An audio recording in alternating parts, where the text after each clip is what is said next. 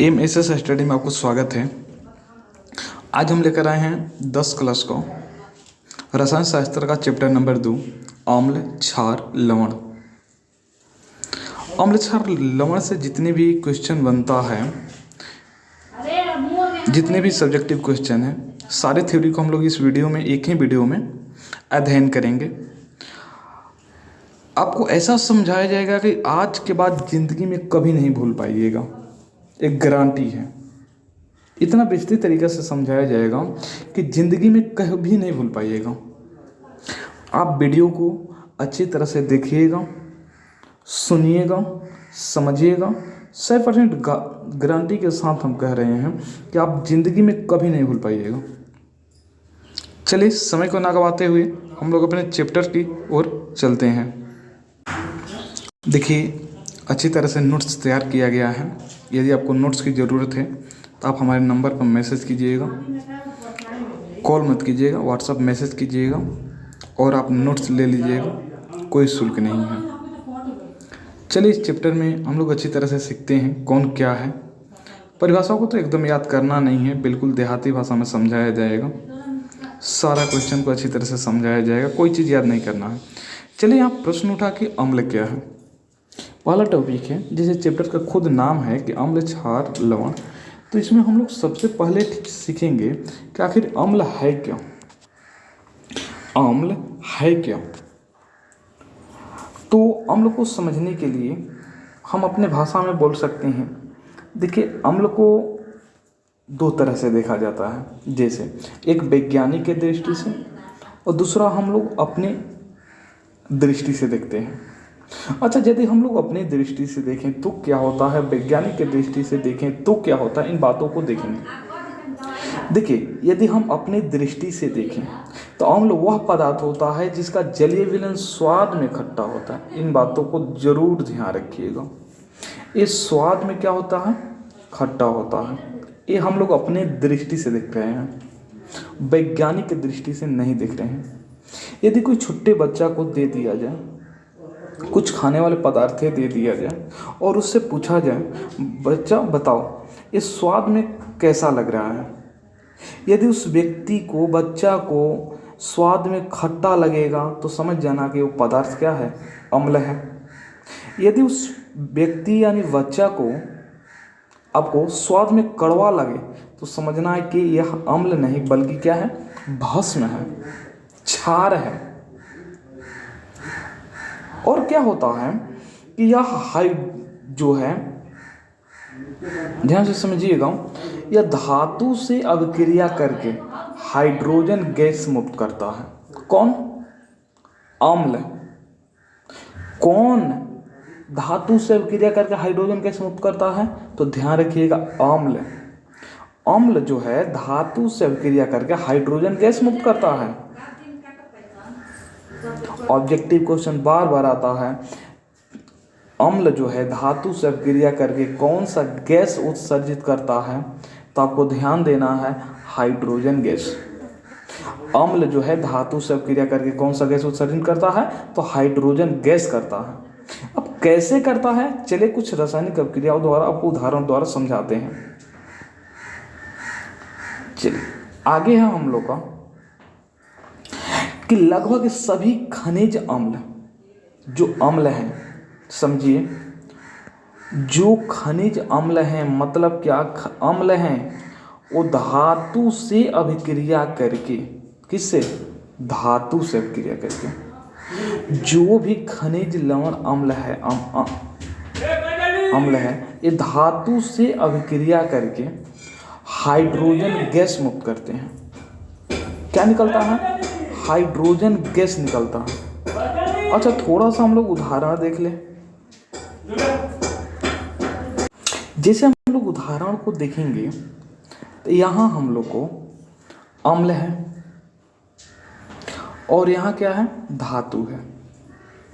क्या होता है कि जब अम्ल धातु से अभिक्रिया करता है, या क्या होता है जब धातु अम्ल से अभिक्रिया करे, दोनों बात बराबर है।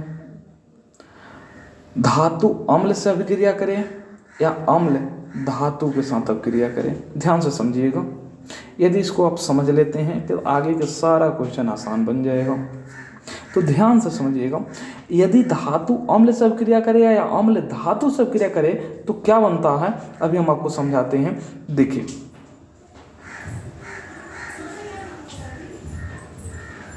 तो हम जानते हैं यदि कोई धातु है वो अम्ल के साथ अपक्रिया करता है, तो यहां देखिए सोडियम है,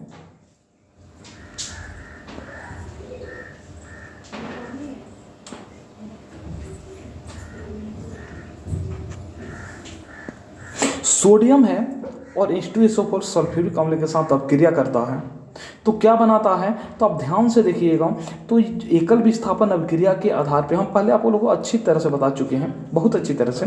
यहाँ दो तत्व है H2 और SO4, तो SO4 किसके साथ आ जाएगा, सोडियम के साथ आ जाएगा, तो हाइड्रोजन केवल बचेगा, ये बेचारा गैस बन जाएगा और ये अपने वियोग में, जब इसका प्यार टूट गया तो वियोग में उड़ जाएगा। ऐसे आप समझ लीजिए, ऐसे समझ लीजिए, आप देखिए अच्छी तरह से समझ लीजिए। ये नाइट्रोजन सॉरी ये जो सोडियम है ये अकेले है, सोडियम क्या है, अकेले है, और H2SO4 दो है। तो यह जब अभिक्रिया करेगा तो आप जानते हैं एकल विस्थापन अभिक्रिया से क्या होगा कि यहाँ का जो H2SO4 है इस सोडियम के साथ आ जाएगा, तो यानी लवण बना लेगा, और अकेले बच जाएगा हाइड्रोजन, तो यह गैस बनकर निकल जाएगा, गैस बनकर निकल जाएगा। चलिए अगला एग्जांपल समझ लेते हैं। अगला एग्जांपल है कि जो सोडियम है अभिक्रिया कर रहा है HCl से, ये भी एक अम्ल है। तो जब अभिक्रिया करेगा तो आप जानते हैं एकल विस्थापन अभिक्रिया से क्या होता है, यहाँ दो तत्व है तो ये किसके साथ आ जाएगा, सोडियम के साथ आ जाएगा। जब सोडियम के साथ आ गया तो NaCl का निर्माण कर लिया और हाइड्रोजन बच जाएगा, तो यह गैस बनकर बाहर निकल जाएगा। अगला एग्जाम्पल देख सकते हैं कि अगला एग्जाम्पल में बताया जा रहा है कि जो जिंक है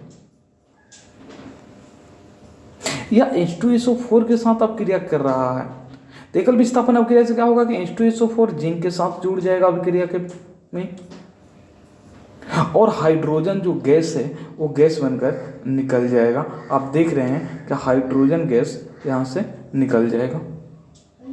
उम्मीद है कि आप समझ गए होंगे। यदि प्रश्न आ जाए, ऑब्जेक्टिव हो या सब्जेक्टिव हो, प्रश्न आ जाए कि यदि कोई धातु है और अम्ल के साथ अपक्रिया करता है तो बताइए क्या बनता है, तो आपको बताना है कि लवण और हाइड्रोजन गैस का निर्माण होता है, जो कि गैस कहाँ चल जाता है, बाहर निकल जाता है। गैस को तो आप रख नहीं सकते हैं, गैस कहाँ चल जाएगा, बाहर चल जाएगा। आगे चलते हैं।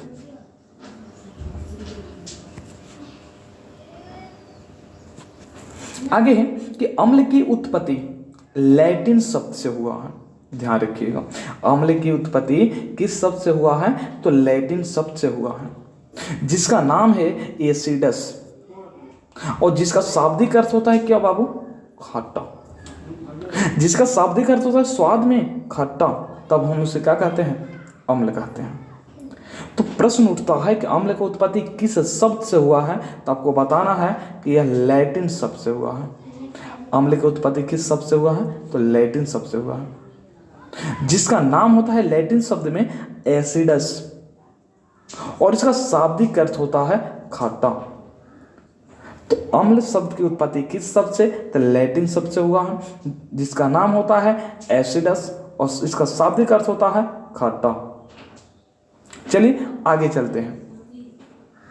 आगे हम लोग सीखेंगे कि किन किन चीज में अम्ल मिलता है। कुछ प्राकृतिक रूप से पाए जाने वाले अम्ल हैं, इस प्रकार है।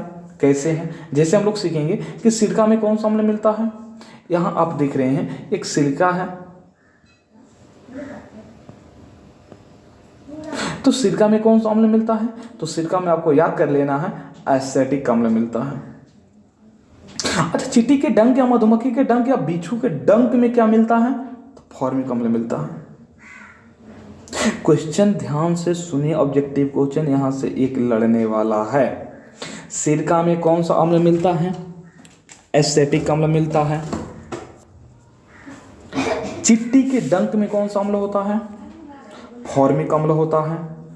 मधुमक्खी में कौन सा अम्ल मिलता है? फॉर्मिक अम्ल मिलता है। बिच्छू के डंक में कौन सा अम्ल होता है? फॉर्मिक अम्ल होता है। खट्टे फल जैसे संतरा में कौन सा अम्ल होता है? तो साइट्रिक अम्ल होता है। नींबू में कौन सा अम्ल होता है? तो नींबू में भी साइट्रिक अम्ल होता है। बट दही में कौन सा अम्ल होता है? दही में लैक्टिक अम्ल होता है। दही में कौन सा अम्ल होता है? लैक्टिक अम्ल होता है। टमाटर में कौन सा अम्ल होता है? ऑक्जेलिक अम्ल होता है। टमाटर में कौन सा अम्ल होता है? ऑक्जेलिक अम्ल होता है। पालक में कौन सा अम्ल होता है? ऑक्जेलिक अम्ल होता है। यहाँ से टमाटर में भी और पालक में भी ऑक्जेलिक अम्ल होता है। बताइए यहाँ तक कोई दिक्कत? फिर से रिपीट कर देते हैं। बताइए सिरका में कौन सा अम्ल? एसिटिक अम्ल। चींटी के डंक में कौन सा अम्ल? फॉर्मिक अम्ल। मधुमक्खी में कौन सा अम्ल? फॉर्मिक अम्ल। बिच्छू के डंक में कौन सा अम्ल? फॉर्मिक अम्ल। खट्टे फल जैसे संतरा में कौन सा अम्ल? तो साइट्रिक अम्ल। नींबू में कौन सा अम्ल? साइट्रिक अम्ल। दही में कौन सा अम्ल? लैक्टिक अम्ल। टमाटर में कौन सा अम्ल? ऑक्जेलिक अम्ल। पालक में कौन सा अम्ल? ऑक्जेलिक अम्ल। चलिए आगे चलते हैं। एक चीज याद कर लेना,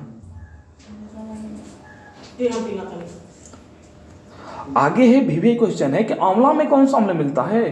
तो देखिए आंवला में कौन सा अम्ल मिलता है? तो आंवला में आपका मिलता है एक एस्कॉर्बिक अम्ल, जिसे हम लोग विटामिन सी भी कहते हैं। ध्यान रखिएगा। खट्टे फल यहाँ पूछा गया है, यदि केवल खट्टा फल दे दे तो आपको एस्कॉर्बिक अम्ल मानना है, और नहीं तो कहे संतरा कौन सा अम्ल है? तो साइट्रिक अम्ल। नींबू क्या है? तो साइट्रिक अम्ल। यहाँ खट्टे फल का बात किया गया है, खट्टे फल का नाम नहीं लिखा गया है, इसलिए हम कह सकते हैं खट्टे फल में विटामिन सी होता है और विटामिन सी में एस्कॉर्बिक अम्ल होता है। अब हम देखेंगे कि इमली में कौन सा अम्ल होता है? तो इमली में होता है टार्टेलिक अम्ल। अंगूर में कौन सा अम्ल होता है? तो अंगूर में होता है टार्टेलिक अम्ल। अनार में कौन सा अम्ल होता है? अनार में भी होता है टार्टेलिक अम्ल। आम में कौन सा अम्ल होता है? तो आम में भी होता है टार्टेलिक अम्ल। फिर से आप बताइए, आंवला में कौन सा अम्ल होता है? एस्कॉर्बिक अम्ल। खट्टे फल में कौन सा अम्ल होता है? एस्कॉर्बिक अम्ल। करौदे में कौन सा अम्ल होता है? एस्कॉर्बिक अम्ल। बट अगला बताना है आपको कि इमली में कौन सा अम्ल होता है? इमली में कौन सा अम्ल होता है? टार्टेलिक अम्ल। अंगूर में कौन सा अम्ल होता है? टार्टेलिक अम्ल। अनार में कौन सा अम्ल होता है? टार्टेलिक अम्ल। और आम में कौन सा अम्ल होता है? टार्टेलिक अम्ल। चलिए आगे चलते हैं। आगे हम लोग सीखेंगे भस्म। हम लोग अपनी भाषा में सीखेंगे भस्म, उसके बाद वैज्ञानिक वाला सीखेंगे कि वैज्ञानिक के रूप में भस्म क्या है। हम अपने भाषा में देखें कि बिल्कुल एकदम अम्ल के आधार पे है। जैसे हमने अम्ल का परिभाषा दिया था, याद कीजिए। अम्ल वह पदार्थ होता है जिसका जलीय विलयन स्वाद में खट्टा होता है, वो अम्ल होता है। लेकिन यहाँ पर भस्म है, भस्म वह पदार्थ होता है जिसका जलीय विलयन स्वाद में कड़वा होता है।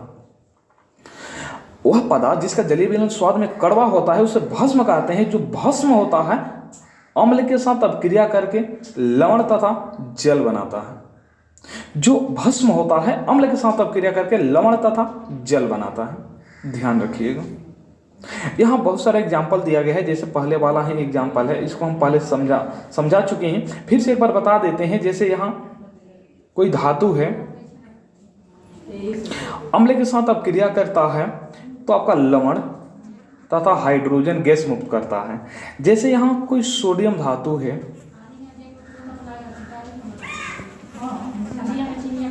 सोडियम कोई धातु है, H2SO4 का अभिक्रिया किया तो ये क्या किया? एकल विस्थापन के आधार पे Na2SO4 बना लिया और हाइड्रोजन गैस को अकेले छोड़कर विमुक्त कर दिया, बाहर निकाल दिया गया। अगला है एग्जाम्पल कि सोडियम है, NaCl के साथ अभिक्रिया करता है तो ये लवण बना लेगा NaCl और हाइड्रोजन गैस को बाहर निकाल देगा। अगला क्वेश्चन है, एग्जाम्पल है कि Zn अब क्रिया करता है H2SO4 से। एकल विस्थापन के आधार पे ZnSO4 बना लेगा और हाइड्रोजन गैस बाहर निकल जाएगा। इस एग्जाम्पल को हम पहले समझा चुके हैं, इसलिए यहाँ से हम जल्दी निकलते हैं। बोले कोई दिक्कत? चलिए आगे चलते हैं। अगला जो टॉपिक है बहुत बिल्कुल एकदम वीवीआई क्वेश्चन है, इसको थोड़ा आप लोग को ध्यान से समझना होगा। यदि समझ जाते हैं तो यह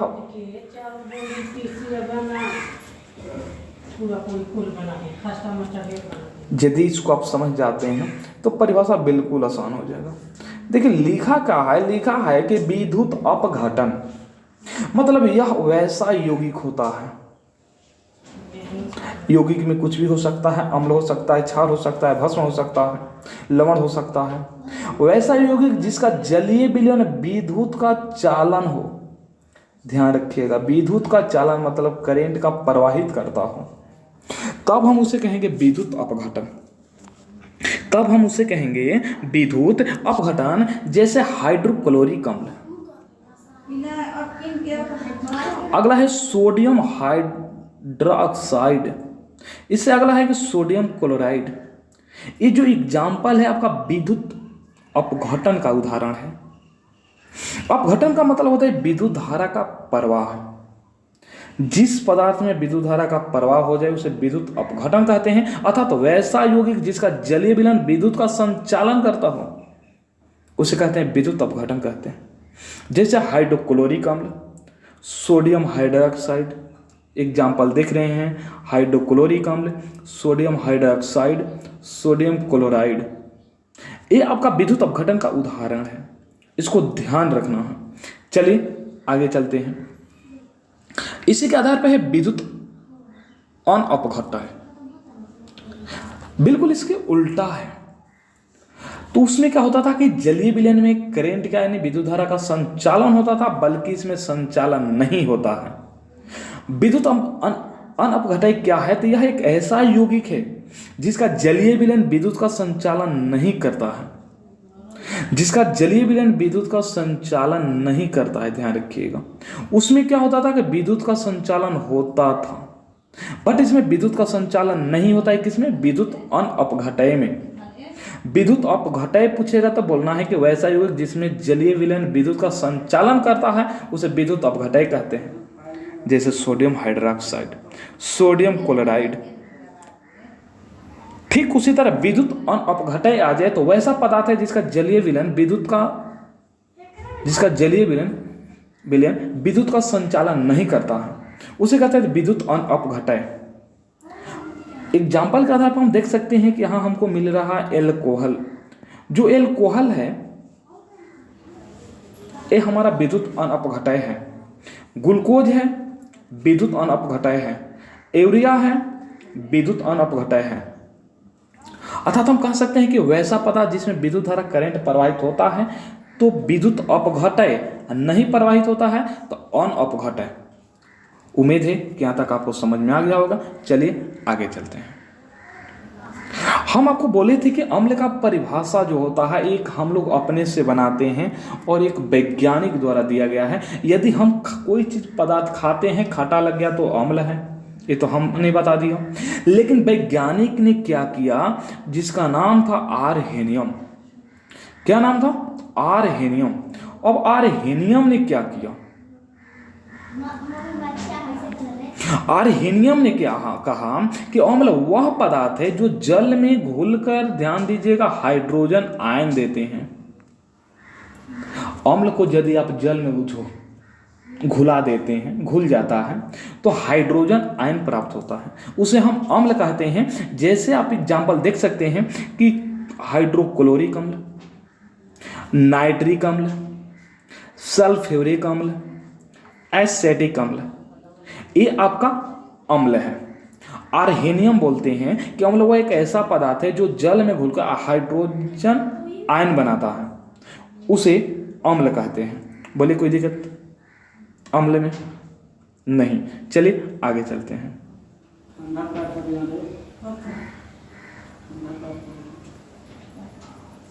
जैसे देख लीजिए यहाँ बहुत सारा एग्जाम्पल आप लोग के सामने लाया गया है।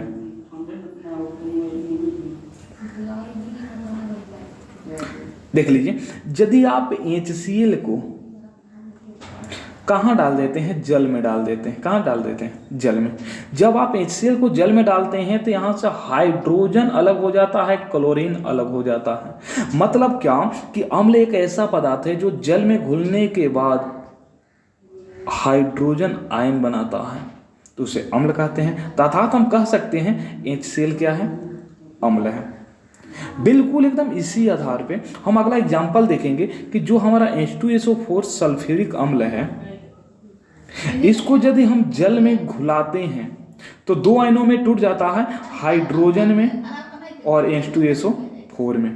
तो अर्थात हम यहाँ कह सकते हैं कि जो पदार्थ है जल में घुलने के बाद हाइड्रोजन आयन देता है, इसलिए यह अम्ल है। अम्ल वह पदार्थ होता है जो जल में घुलने के बाद हाइड्रोजन आयन देता है, उसे अम्ल कहते हैं। तो यह जल में घुलकर हाइड्रोजन आयन दिया है, तो हम H2SO4 को अम्ल कह सकते हैं। अगला एग्जाम्पल है, ध्यान से बिल्कुल समझना है।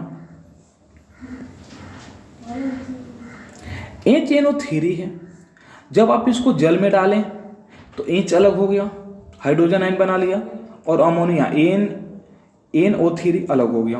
तो अतः हम यहाँ कह सकते हैं कि वह पदार्थ जो जल में घुलकर हाइड्रोजन आयन देता है, हम उसे अम्ल कहते हैं। अर्थात HNO3 को हम क्या कह सकते हैं, अम्ल कह सकते हैं।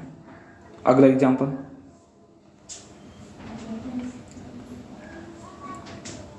अगला है कि CH3COOH को यदि हम जल में घुलाते हैं तो हमारा हाइड्रोजन आयन बनाता है।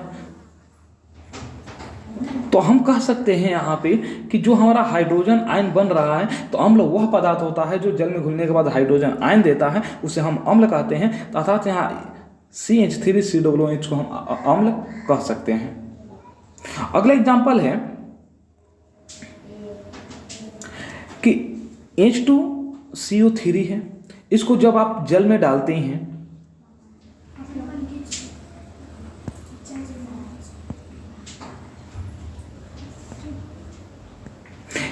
इसको यदि आप जल में डालते हैं तो दो आयनों में टूट जाता है, हाइड्रोजन में और CO3 कार्बोनेट के रूप में।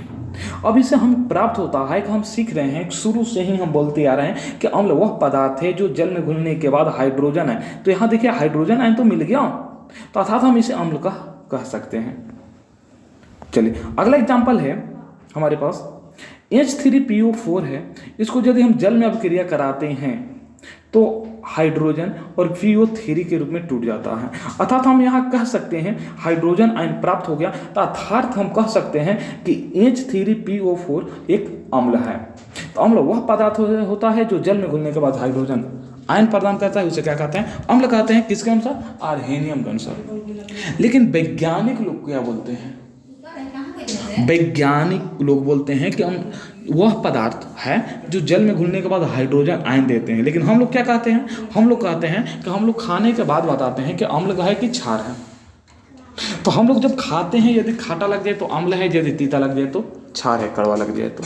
चलिए आगे चलते हैं। अर्हेनियम के अनुसार भस्म की परिभाषा बिल्कुल आसान है, भस्म का भी ध्यान रखिएगा। अर्हेनियम कहते हैं कि भस्म वह पदार्थ है, जैसे अम्ल कहे थे कि अम्ल वह पदार्थ होता है जो जल में घुलने के बाद हाइड्रोजन आयन देते हैं। बस यहाँ कहेंगे कि भस्म वह पदार्थ है जो जल में घुलने के बाद हाइड्रा ऑक्साइड देते हैं। हाइड्रा ऑक्साइड अर्थात OH प्रदान होता है। क्या प्रदान होता है, OH, जैसे sodium hydroxide, potassium hydroxide, ammonia hydroxide, calcium hydroxide. ये आप बात को समझ रहे हैं, बार बार हम बोल रहे हैं कि अर्हेनियम कहते हैं कि भस्म वह पदार्थ है जो जल में घुलकर हाइड्रोजन आयन प्रदान करते हैं, उसे हम भस्म कहते हैं। जैसे sodium hydroxide, potassium hydroxide, ammonia hydroxide, calcium hydroxide. कुछ उदाहरण से हम लोग समझ लेते हैं, जैसे हम लोग अम्ल को समझे थे, ठीक उसी तरह भस्म को समझ लेते हैं। भस्म बोलता है कि यदि कोई पदार्थ है उसको आप जल में डालते हैं तो यहाँ तो सोडियम जिम कहते हैं, लेकिन हाइड्रोजन आयन प्राप्त हो जाए, सॉरी हाइड्रा ऑक्साइड प्राप्त हो जाए। क्या प्राप्त हो जाए, हाइड्रा ऑक्साइड। तो ये देखिए हाइड्रा ऑक्साइड है, तो यह हमारा क्या हो जाएगा, भस्म हो जाएगा। ठीक उसी तरह अगला एग्जाम्पल में देखिएगा, तो ये हमारा हाइड्रोक्साइड है। तो जब हाइड्रोक्साइड जल में घुलने के बाद जब हमें हाइड्रोक्साइड प्राप्त हो जाए तो ये हमारा अम्ल नहीं बल्कि क्या होगा, भस्म होगा। इसे हम क्षार भी कह सकते हैं, क्योंकि भस्म दो प्रकार का होता है, जल में घुलने वाला भस्म, जल में नहीं घुलने वाला भस्म। जो जल में घुल जाता है उसको हम लोग क्षार कहते हैं। इस रूप से इसके आधार पे हम कह सकते हैं कि अम्ल जो होता है जो क्षार होता है वो भस्म होता है, जो भस्म होता है क्षार होता है।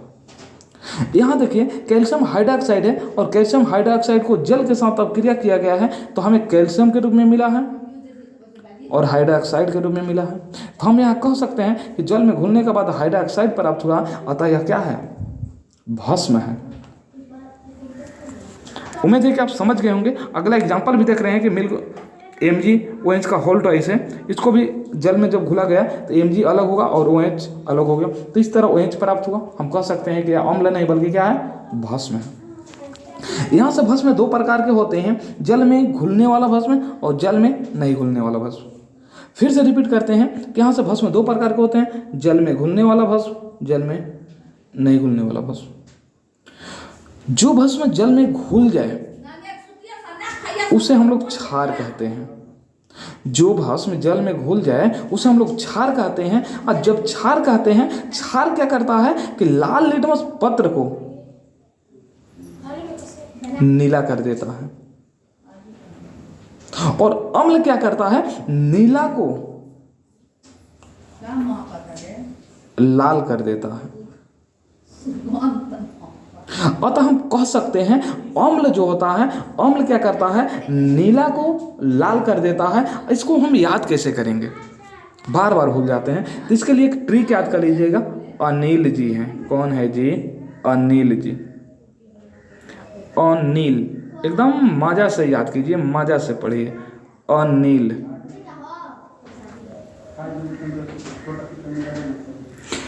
अ से होता है अम्ल, अम्ल जो होता है नीला को लाल कर देता है। अम्ल क्या करता है, नीला को लाल कर देता है। अतः हम कह सकते हैं कि जो क्षार होता है वो लाल से नीला अर्थात उल्टा। तो एक चीज आप याद कर लीजिए, इसका ट्रिक है अनिल। अनिल से अ से हो जाएगा अम्ल, नी से नीला और ल से लाल। अम्ल जो है नीला को लाल कर देता है। ऑब्जेक्टिव क्वेश्चन बार बार आता है कि वह कौन सा पदार्थ होता है जो नीला लिटमस पत्र को लाल कर देता है। तो क्या होता है, नीला को लाल अम्ल करता है, अनिल जी करते हैं। उम्मीद है कि यहाँ आप समझ गए होंगे। जो क्षार होते हैं ये स्वाद में कड़वा भी होते हैं।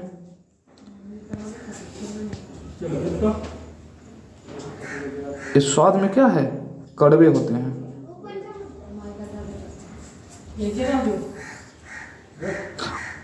चलिए आगे चलते हैं। अगला हम लोग का मिलेगा कि जल में अविलय भस्म। कुछ ऐसे भी भस्म होते हैं जो जल में नहीं घुलते हैं। जब जल में घुलेंगे नहीं तो कुछ नए पदार्थ का निर्माण करेंगे, और जब नए पदार्थ का निर्माण करते हैं तो लवण तथा जल प्राप्त होता है।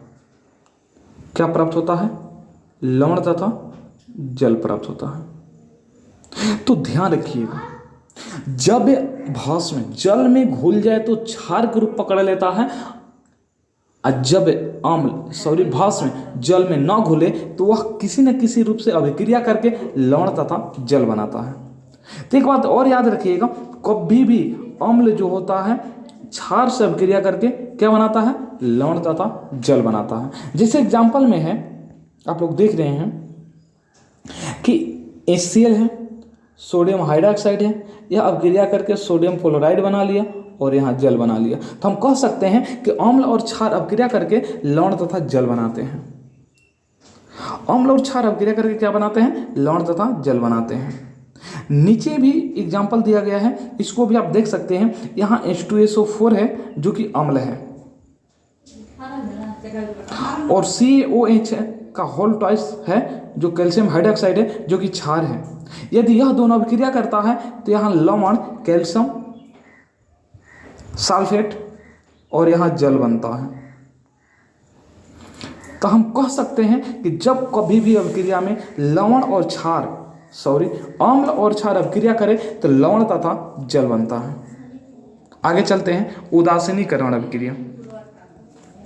देखिए ये जो उदासीनीकरण अभिक्रिया है इसको हम लोग रासायनिक अभिक्रिया में भी पढ़ चुके हैं।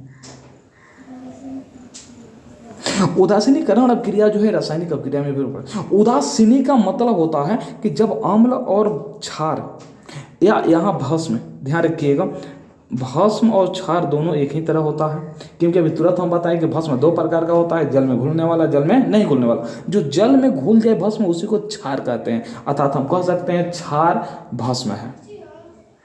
तो जब अम्ल और भस्म अभिक्रिया करता है तो लवण तथा जल बनाता है। हम बार बार बोल रहे हैं कि बिल्कुल भी यही है। जब अम्ल भस्म के साथ अभिक्रिया करता है या क्षार के साथ अभिक्रिया करता है तो लवण तथा जल बनाता है। अतः विलयन न तो अम्लीय होता है और न ही क्षारीय, बल्कि यह क्या हो जाता है, उदासीन हो जाता है। और ऐसी रासायनिक अभिक्रिया को क्या कहते हैं, उदासीनीकरण अभिक्रिया कहते हैं। जैसे आगे के एग्जाम्पल में हम आप लोगों को समझाए थे कि इस HCl है और NaOH है, जब अभिक्रिया करता है तो NCl बना लेता है और H2 जल बना लेता है। यानी जब अम्ल और क्षार अभिक्रिया करता है तो लवण तथा जल बना लेता है। इस का एग्जाम्पल भी हम जैसे यहाँ ध्यान दीजिए, यहाँ आपका H2SO4 है जो कि अम्ल है, यहाँ कैल्शियम हाइड्रोक्साइड है जो कि क्या है, क्षार है। ये जो अभिक्रिया करता है तो कैल्शियम सल्फेट जो कि लवण है और H2SO4 यानी जल बनाता है। उम्मीद है कि आप यहाँ तक समझ गए होंगे। चलिए आगे चलते हैं।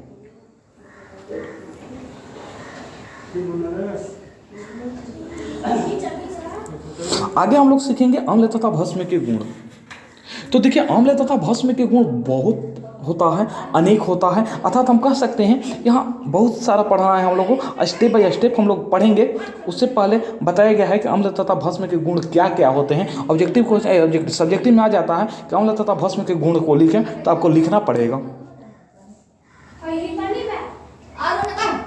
तो ध्यान दीजिएगा, अम्ल तथा भस्म के गुण में सबसे पहला आ जाता है, अम्ल जो होता है स्वाद में खट्टा होता है लेकिन भस्म स्वाद में कड़वा होता है। अम्ल तथा भस्म विषैले भी होते हैं और तीव्रनाशक भी होते हैं, एक गुण है। बारी बारी से हम लोग पढ़ेंगे कि कौन सा अम्ल विषैले होते हैं और कौन सा भस्म विषैले होते हैं, कौन सा अम्ल लाभदायक होता है, कौन सा भस्म लाभदायक होता है, सारा चीज़ हम लोग पढ़ेंगे। अभी आप लोग को केवल गुण बताया जा रहा है कि क्या क्या गुण होता है। तो अम्ल स्वाद में खट्टा होता है, भस्म स्वाद में कड़वा होता है। अम्ल तथा भस्म विषैले तथा तीव्रनाशक भी होते हैं। अम्ल तथा भस्म द्वारा रंजक के रंग में परिवर्तक सूचक, ये भी जरूरी है। जैसे लिटमस पत्र क्या करता है, अनिल साहब के अनुसार से अम्ल क्या करता है कि नीला को लाल कर देता है, और क्षार भाई क्या करते हैं कि लाल को नीला कर देते हैं। ये आपका क्या हुआ, एक रंजक का काम हुआ। आगे हम लोग सीखेंगे कि अम्ल भस्म के साथ अभिक्रिया करके क्या बनाता है, ये भी एक गुण है। आखिर क्या बनाता है आगे सीखेंगे कि अम्ल तथा भस्म धातु के साथ अभिक्रिया करके क्या बनाता है, तो हाइड्रोजन गैस मुक्त करता है। इन बातों को हम लोग पहले ही जान चुके हैं कि अम्ल धातु के साथ अभिक्रिया करके क्या करता है, तो हाइड्रोजन गैस मुक्त करता है। चलिए आगे हम लोग चलते हैं। ये हम लोग का अम्ल तथा भस्म के गुण है। पांचों गुण क्या है, सारा चीज हम लोग पढ़ेंगे, थ्योरी स्टेप बाय स्टेप। अम्ल के कार्बोनेट एवं बाइकार्बोनेट से अम्ल की अभिक्रिया, धातु के कार्बोनेट एवं बाइकार्बोनेट से अम्लों की अभिक्रिया, मतलब धातु के कार्बोनेट और बाइकार्बोनेट से अम्लों की अभिक्रिया। फिर हम लोग सीखेंगे अगला कि अम्ल तथा भस्म की अभिक्रिया। अगला हम लोग सीखेंगे कि धातु के ऑक्साइड, यहां देखिएगा धातु के कार्बोनेट, लेकिन यहां धातु के ऑक्साइड के अम्ल से अभिक्रिया, धातु के ऑक्साइड से अम्ल के साथ अभिक्रिया हम लोग सीखेंगे। फिर अगला सीखेंगे अधातु के ऑक्साइड से भस्म की अभिक्रिया। अगला सीखेंगे कि अम्ल तथा भस्म के जल से अभिक्रिया। और ऐसे भी पहले आप लोग जान चुके हैं कि जो जो अम्ल होता है जल में ज्यों डालते हैं तो क्या करता है, हाइड्रोजन आयन प्राप्त करता है, और जो भस्म होता है जल में डालते हैं तो हाइड्रोक्साइड प्राप्त करता है। चलिए स्टेप बाय स्टेप हम लोग सीखेंगे।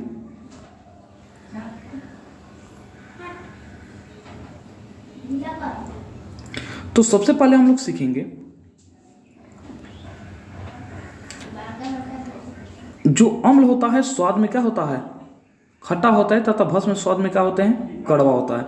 इसको हम लोग गुण में देखे थे, पहला है, चलिए दिखला देते हैं आप लोगों को फिर से कि कहाँ हम लोग देखे थे। कि देखिए इस सारे चीज को हम लोग स्टेप बाय स्टेप अध्ययन करेंगे, तभी तुरंत हम लोग पढ़ने वाले हैं कि जो अम्ल होता है, अम्ल स्वाद में खट्टे होते हैं, भस्म स्वाद में कड़वे होते हैं, ये चीज पढ़ने वाले हैं। तो देखिए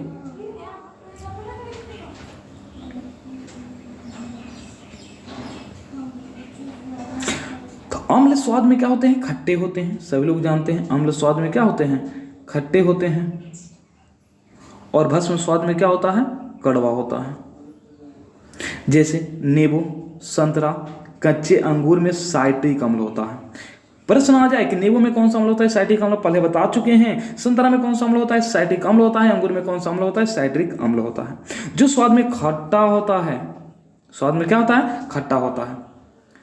सिरिका एसिटेट अम्ल होता है, सिरिका एसिटिक अम्ल होता है, जो स्वाद में खट्टा होता है। लेकिन भस्म स्वाद में क्या होता है बाबूधन, कड़वा होता है। भस्म जो होता है स्वाद में क्या होता है, कड़वा होता है। अम्ल जो होता है, फिर से समझिए, नींबू, संतरा, कच्चा अंगूर में साइट्रिक अम्ल होता है। क्वेश्चन आता है कि नींबू में कौन सा अम्ल है, साइट्रिक अम्ल। संतरा में कौन सा अम्ल, साइट्रिक अम्ल। कच्चे अंगूर में कौन सा अम्ल, साइट्रिक अम्ल। जो स्वाद में खट्टे होते हैं, सिरका एसिटेट अम्ल होता है, जो ये भी क्या होता है, स्वाद में खट्टा होता है। जो सिरका है एसिटिक अम्ल है, सिरका एसिटिक अम्ल है, जो स्वाद में खट्टा होता है। लेकिन जो भस्म होता है स्वाद में क्या होता है, कड़वा होता है। बात को समझिएगा, भस्म जो होता है स्वाद में कड़वा होता है। एक क्वेश्चन एकदम वीवी है ये, क्योंकि एक ऑब्जेक्टिव क्वेश्चन कई बार एग्जाम में आ चुका है कि किसका उपयोग, आखिर हम किसका उपयोग अचार को सुरक्षित करने में, रक्षक करने में, सुरक्षित ज्यादा दिनों तक टिकाऊ करने के लिए करते हैं। तो ध्यान रखिएगा, सिरका का उपयोग। अचार को ज्यादा दिनों तक, लंबे समय तक रखने के लिए किसका उपयोग करते हैं, तो सिरका का उपयोग किया जाता है। चलिए यहां आपको बताना है कि नींबू में कौन सा अम्ल मिलता है, ये पहले हम लोग पढ़ चुके हैं। नींबू में साइट्रिक अम्ल, रिवीजन कर लीजिए। संतरा में साइट्रिक अम्ल, अंगूर में साइट्रिक अम्ल, सिरका में एसिटिक अम्ल, सेव में मौलिक अम्ल, ध्यान रखिएगा, सेव में मौलिक अम्ल, इमली में टाइटेलिक अम्ल, दही में लैक्टिक अम्ल, टमाटर में ऑक्जेलिक अम्ल, टमाटर में ऑक्जेलिक अम्ल,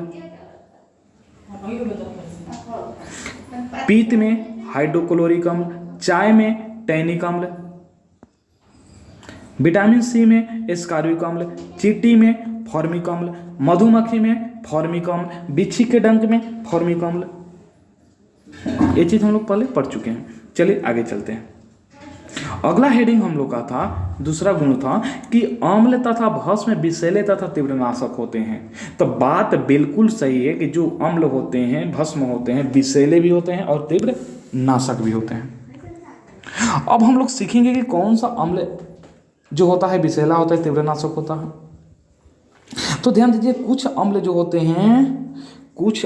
होते हैं लाभदायक होते हैं, कुछ अम्ल क्या होते हैं, लाभदायक होते हैं, तथा कुछ अम्ल क्या होते हैं, हानिकारक होते हैं। अब प्रश्न उठा कि कौन कौन सा अम्ल है जो क्या होता है, लाभदायक होता है।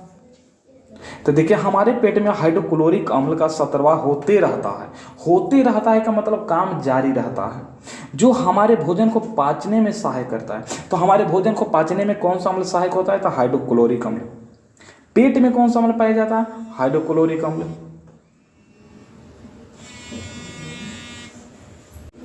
चलिए ध्यान दीजिए, चल गए थे थोड़ा काम से, ध्यान दीजिए। हम लोग सीख रहे थे कि कुछ अम्ल जो होते हैं लाभदायक होते हैं, बिल्कुल बात सही है, और कुछ अम्ल जो होते हैं हानिकारक होते हैं। तो हम लोग बारी बारी से सीखेंगे कि लाभदायक अम्ल।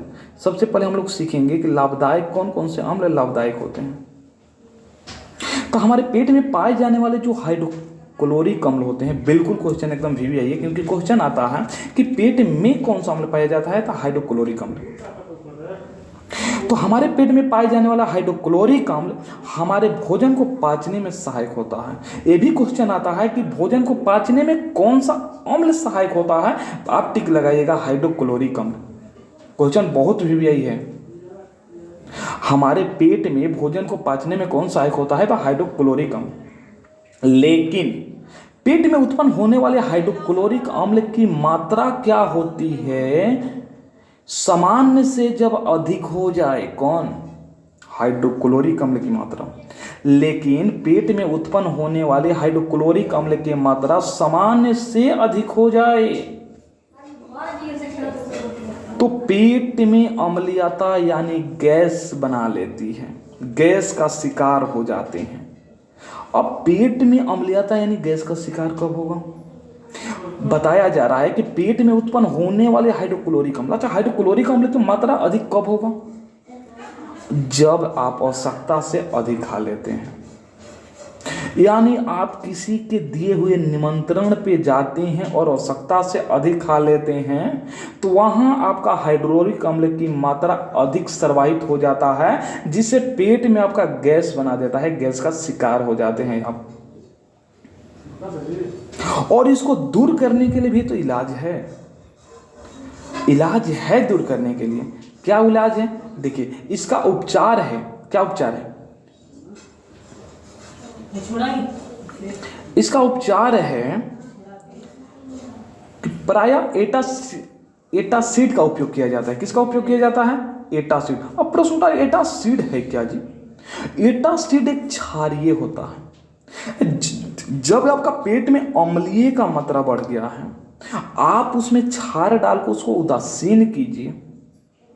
जब आपके पेट में अम्ल की मात्रा बढ़ गया है, ध्यान रखिएगा, तो आप उसमें क्षार की मात्रा वृद्धि करके उसको उदासीन कीजिए और गैस आपका दूर हो जाएगा, पेट का दर्द खत्म हो जाएगा, आपका एकदम बिल्कुल सही हो जाएंगे आप। जैसे सोडियम बाइकार्बोनेट को आप क्या कीजिए, यूज कीजिए। मैग्नीशियम हाइड्रोक्साइड का उपयोग कीजिए। जो आप लोग इनो यूज करते हैं, इनो उसमें सोडियम बाइकार्बोनेट होता है, मैग्नीशियम हाइड्रोक्साइड होता है, नींबू होता है। तो जब आपके पेट में गैस की मात्रा बढ़ जाए, गैस की मात्रा कब बढ़ेगा, जब अम्ल की मात्रा बढ़ेगा। अम्ल का मात्रा कब बढ़ेगा, जब फ्री में ज्यादा मात्रा में खा लीजिएगा। तो यहां प्रश्न उठ रहा है, हम लोग का प्रश्न ये है कि लाभदायक अम्ल कौन सा है, लाभदायक अम्ल कौन सा है। तो यहां से हम लोग का एक मिल गया कि हाइड्रोक्लोरिक अम्ल जो होता है हम लोग का लाभदायक अम्ल होता है। जो दही में मिलता है लैक्टिक अम्ल, वो भी हम लोग का लाभदायक अम्ल है। जो नींबू में मिलता है साइट्रिक अम्ल, वो भी हम लोग का क्या है, लाभदायक अम्ल है। और सेव में जो मिलता है मौलिक अम्ल, वो भी हम लोग का अम्ल क्या है, लाभदायक अम्ल है। हम लोग को जो मिलता है कहाँ, जैसे हम लोग पढ़े कि इमली में मिलता है टार्टेरिक अम्ल, वही लाभदायक अम्ल है। लेकिन बैटरी में पाए जाने वाला सल्फ्यूरिक अम्ल वो हम लोग के लिए लाभदायक अम्ल नहीं है। बैटरी के पानी पीजिएगा और अस्पताल में भर्ती हो जाइएगा। तो इसलिए हम कह सकते हैं कि वह अम्ल जो हमारे लिए लाभदायक हो वही लाभदायक अम्ल होता है ना। तो उम्मीद है कि लाभदायक अम्ल समझ गए होंगे। हाइड्रोक्लोरिक अम्ल लाभदायक अम्ल है, लैक्टिक अम्ल लाभदायक अम्ल है, ठीक है। फॉर्मिक अम्ल, मौलिक अम्ल लाभदायक अम्ल है। चलिए आगे चलते हैं। हाँ, यहाँ बताया गया है कि आपके घर में नींबू होता है, आपके घर में नींबू होता है, सिरका होता है जिसमें अचार को सुरक्षित रखा जाता है, खाने वाला सोडा मीठा सोडा होता है। तो पेट की अम्लीयता को कम करने के लिए सोडा को विलयन असरदार होगा, मतलब आरामदायक होता है। उम्मीद है कि आप समझ गए होंगे। अब पेट में गैस बनाएगा, अब तो दूर कर लीजिएगा, है कि नहीं। और यानी कि अस्पताल में जाइएगा, अस्पताल में नहीं जाना है, आराम से नींबू लेकर आइएगा, मीठा सोडा लेकर आइएगा, पानी में घोलिए, पीजिए और टन टन हो जाइए एकदम। अब प्रश्न उठाता है कि हानिकारक अम्ल कौन सा है, हानिकारक अम्ल कौन सा है? तो ध्यान रखिएगा, जो हानिकारक अम्ल होता है, जैसे सल्फ्यूरिक अम्ल हानिकारक अम्ल है, ये बैटरी में पाया जाता है, बैटरी का पानी आप नहीं पी सकते हैं। क्वेश्चन आता है कि मोटर गाड़ी के बैटरी में कौन सा अम्ल होता है, तो आपको याद रखना है सल्फ्यूरिक अम्ल होता है। नाइट्रिक अम्ल जो होता है हानिकारक अम्ल होता है। नाइट्रिक अम्ल का उपयोग कहाँ किया जाता है? तो बम बनाने में किया जाता है, खाद्य में और विस्फोटक पदार्थ को बनाने में नाइट्रिक अम्ल का उपयोग किया जाता है। ऑब्जेक्टिव क्वेश्चन बहुत बार आया है एग्जाम में, बहुत बार आया है कि मोटर गाड़ी के बैटरी में कौन सा अम्ल होता है, तो सल्फ्यूरिक अम्ल होता है। विस्फोटक पदार्थ बनाने में किस अम्ल का प्रयोग किया जाता है? नाइट्रिक अम्ल का। तो उम्मीद है यहाँ से आप समझ गए होंगे लाभदायक अम्ल, हानिकारक अम्ल। लाभदायक अम्ल में HCl हो जाएगा, हाइड्रोक्लोरिक अम्ल हो जाएगा, लैक्टिक अम्ल हो जाएगा, कार्बोक्सिलिक अम्ल हो जाएगा, नींबू में पाए जाने वाला साइट्रिक अम्ल हो जाएगा, सेव में पाए जाने वाला मौलिक अम्ल हो जाएगा, लाभदायक अम्ल है। हानिकारक में बैटरी का पानी सल्फ्यूरिक अम्ल हो जाएगा, बारूद बनाने वाला नाइट्रिक अम्ल हो जाएगा, ये हानिकारक अम्ल है। उम्मीद है कि लाभदायक अम्ल और हानिकारक अम्ल समझ गए। अब हम लोग का बारी है सीखने का कि लाभदायक भस्म क्या होते हैं, कौन कौन होते हैं।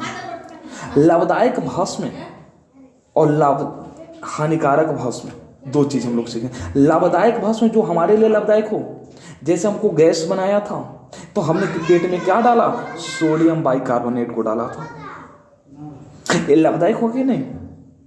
जब आपके पेट में अम्ल की मात्रा बढ़ जाता है, उसको उदासीन करने के लिए भस्म मिलाया जाता है, उसके विपरीत पदार्थ को मिलाया जाता है। यदि पेट में आपका भस्म अधिक हो जाए तो उसको अम्ल मिला दीजिए, उसमें अम्ल मिलाइए, उदासीन हो जाएगा, आपका पेट सही हो जाएगा।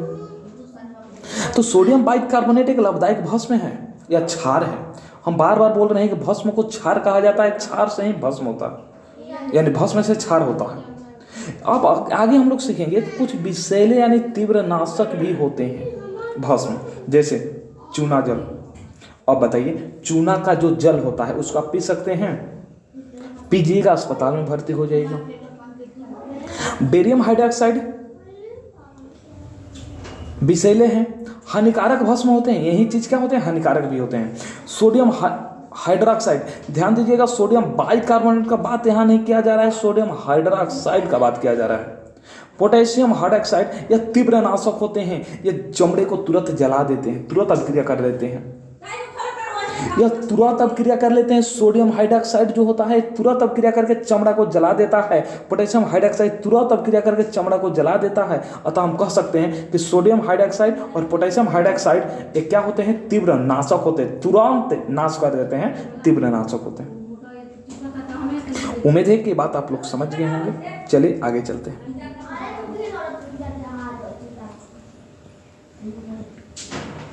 आगे है कि टूथपेस्ट में भस्म होता है, जो आप लोग सुबह में मॉर्निंग के टाइम में आप लोग टूथपेस्ट यूज करते हैं, उसमें क्या होता है? भस्म होता है, जो हमारे मुंह में उपस्थित अम्ल को उदासीन कर देता है। हमारे मुंह में उपस्थित अम्ल को क्या कर देता है? उदासीन कर देता है, और हमारे दांत को क्या करता है? रक्षा करता है। ध्यान रखिएगा। तो जो आप लोग का कोलगेट होता है उसमें क्या होता है? टूथपेस्ट में क्या होता है? भस्म होता है। जो आप नीम वृक्ष का नाम सुने होंगे, नीम में भी भस्म पाया जाता है, कड़वा लगता है। आगे हम लोग सीखेंगे अम्ल तथा भस्म द्वारा रंजक के रंग में परिवर्तन। अम्ल तथा भस्म द्वारा रंजक के रंग में परिवर्तन, जैसे सूचक। देखिए सूचक क्या है? यदि कोई पूछे कि सूचक क्या है तो आपको बताना है कि सूचक एक रंजक होता है। सूचक क्या होता है? कि रंजक होता है जो अम्ल या क्षार में डाले जाने पर रंग में परिवर्तित कर देता है। सूचक एक रंजक होता है जो अम्ल तथा क्षार में डालने पर उनके रंग में परिवर्तित कर देता है। जैसे आप जानते हैं कि नीला लिटमस पत्र को अम्ल में डालने से क्या होता है? लाल हो जाता है, क्योंकि इसका ट्रिक हम बताए हैं अनील। अ से अम्ल, नी से नीला, ल से लाल। अम्ल क्या करता है? नीला से लाल। इसके उल्टा होता है क्षार। एक क्या करता है कि लाल लिटमस पत्र को क्षार में डालने से नीला बना देता है। इस बात को ध्यान रखना है। उम्मीद है कि सूचक समझ गए होंगे। इस आधार पे सूचक हमारा 3 प्रकार का होता है। लिटमस पत्र, लिटमस पत्र के आधार पर भी हम जांच सकते हैं। मेथिल ऑरेंज के आधार पर भी हम लोग जांच सकते हैं। फिनोल्फथैलीन के आधार पर भी हम जांच सकते हैं। इसलिए इसको सूचक माना जाता है कि आप कौन सा यंत्र यानी किस पदार्थ के द्वारा, किस सूचक द्वारा कोई भी चीज को क्या अम्ल है, कौन क्षार है, कैसे जानिएगा? तो इसी को सूचक बोला जाता है। तो लिटमस पत्र से देखा जांचा जा सकता है, मेथिल ऑरेंज से जांचा जा सकता है, फिनोल्फथैलीन से जांचा जा सकता है। अगला है गंधीय सूचक। गंधीय सूचक का मतलब होता है गंध वाला। बात को समझ रहे हैं? गंधीय सूचक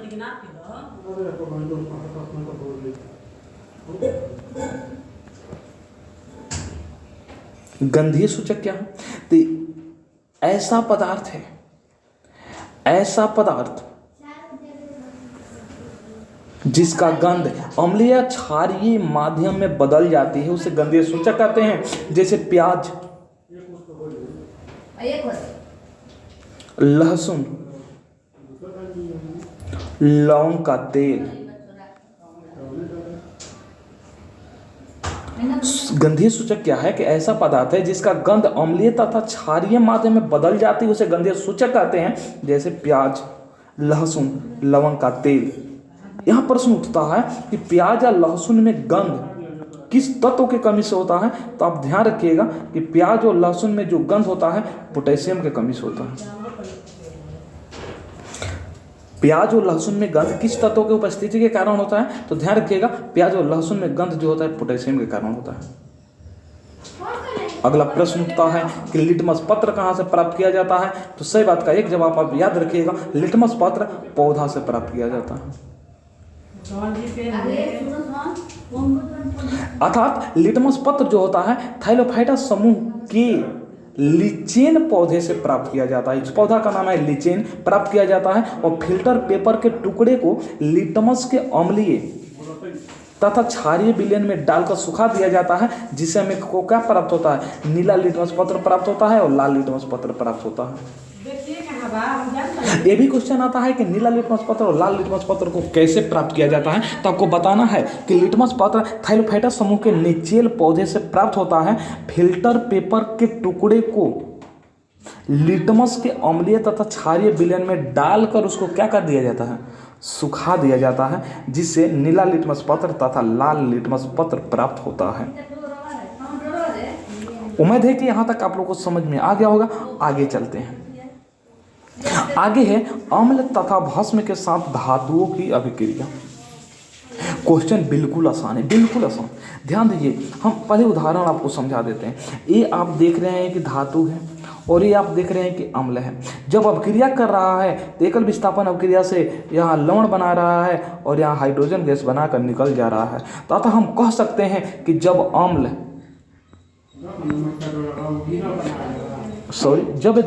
अम्ल धातु के साथ अभिक्रिया करता है तो लवण और हाइड्रोजन गैस बनाता है। ये ऑब्जेक्टिव क्वेश्चन भी आ सकता है कि जब अम्ल धातु के साथ अभिक्रिया करता है तो क्या बनाता है? तो लवण और हाइड्रोजन गैस बनाता है। ध्यान रखिएगा। चलिए अगला एग्जांपल हम आप लोगों को समझा देते हैं। अगला एग्जांपल है आप लोग का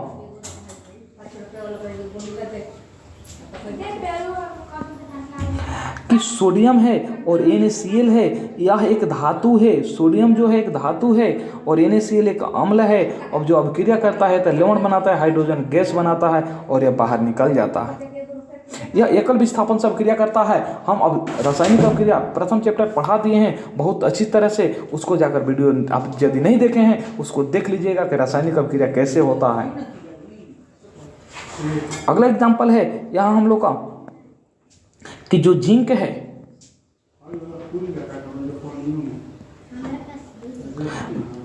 सल्फ्यूरिक अम्ल H2SO4 के साथ अभिक्रिया करता है तो जिंक सल्फेट बनाता है और हाइड्रोजन गैस बाहर निकल जाता है। उम्मीद है कि आप समझ गए होंगे। फिर से हम आप लोगों को बता देना चाहते हैं कि जब कभी भी क्वेश्चन आ जाए, कभी भी क्वेश्चन आ जाए कि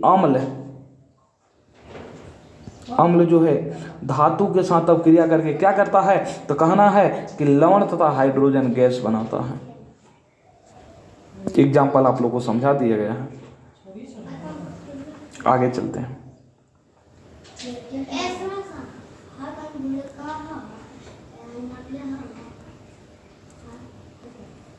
आगे है कि धातु के कार्बोनेट कैसे हम पहचानेंगे कि धातु का कार्बोनेट है, और कैसे पहचानेंगे कि धातु के बाइकार्बोनेट है। ये अम्ल से अभिक्रिया करने पर किसके साथ अभिक्रिया कराया जा रहा है, अम्ल से। चलिए उदाहरण को समझिए। देखिए इतना सोडियम केवल धातु है, CO3 कार्बोनेट है, तो इसको हम कहेंगे धातु के कार्बोनेट। क्या कहेंगे, धातु के कार्बोनेट। ये अम्ल से अभिक्रिया कराया जा रहा है तो क्या बनाता है, लवण बनाता है, जल बनाता है, कार्बन डाइऑक्साइड गैस बनाता है। तो प्रश्न आ जाए कि जब धातु के कार्बोनेट को अम्ल से अभिक्रिया कराया जाता है तो क्या बनता है, तो आपको बताना है कि लवण बनता है, जल बनता है, कार्बन डाइऑक्साइड गैस बनता है। अगला एग्जाम्पल समझिए। यहाँ NaHCO3 है, मतलब Na जो है ये आपका सोडियम एक धातु है, H जो है बाई है और CO3 कार्बोनेट है, तो यहाँ हो जाएगा सोडियम बाई कार्बोनेट है जो अम्ल के साथ अभिक्रिया किया है। तो देखिए यहाँ लवण बनाया है, यहाँ जल बना है और यहाँ कार्बन डाइऑक्साइड गैस बना है। तो अतः हम कह सकते हैं कि धातु की कार्बोनेट हो या बाई कार्बोनेट हो, यदि अम्ल से अभिक्रिया करता है तो वो क्या बनाता है, तो लवण, जल और कार्बन डाइऑक्साइड गैस बनाता है। बताइए कोई दिक्कत। चलिए अगला है एग्जाम्पल। Ca है, कैल्शियम है, और CO3 है, कार्बोनेट है। तो यहाँ कह सकते हैं कि धातु कार्बोनेट है, अम्ल के साथ अभिक्रिया किया है, तो देखिए लवण बनाया है, जल बनाया है और कार्बन डाइऑक्साइड गैस बनाया है। तो हम कह सकते हैं कि जब धातु कार्बोनेट या बाइकार्बोनेट अम्ल के साथ अभिक्रिया करता है, किसके साथ, अम्ल के साथ अभिक्रिया करता है, तो लवण, जल और कार्बन डाइऑक्साइड गैस बनाता है। उम्मीद है कि यहाँ तक समझ में आ गया होगा। चलिए आगे चलते हैं।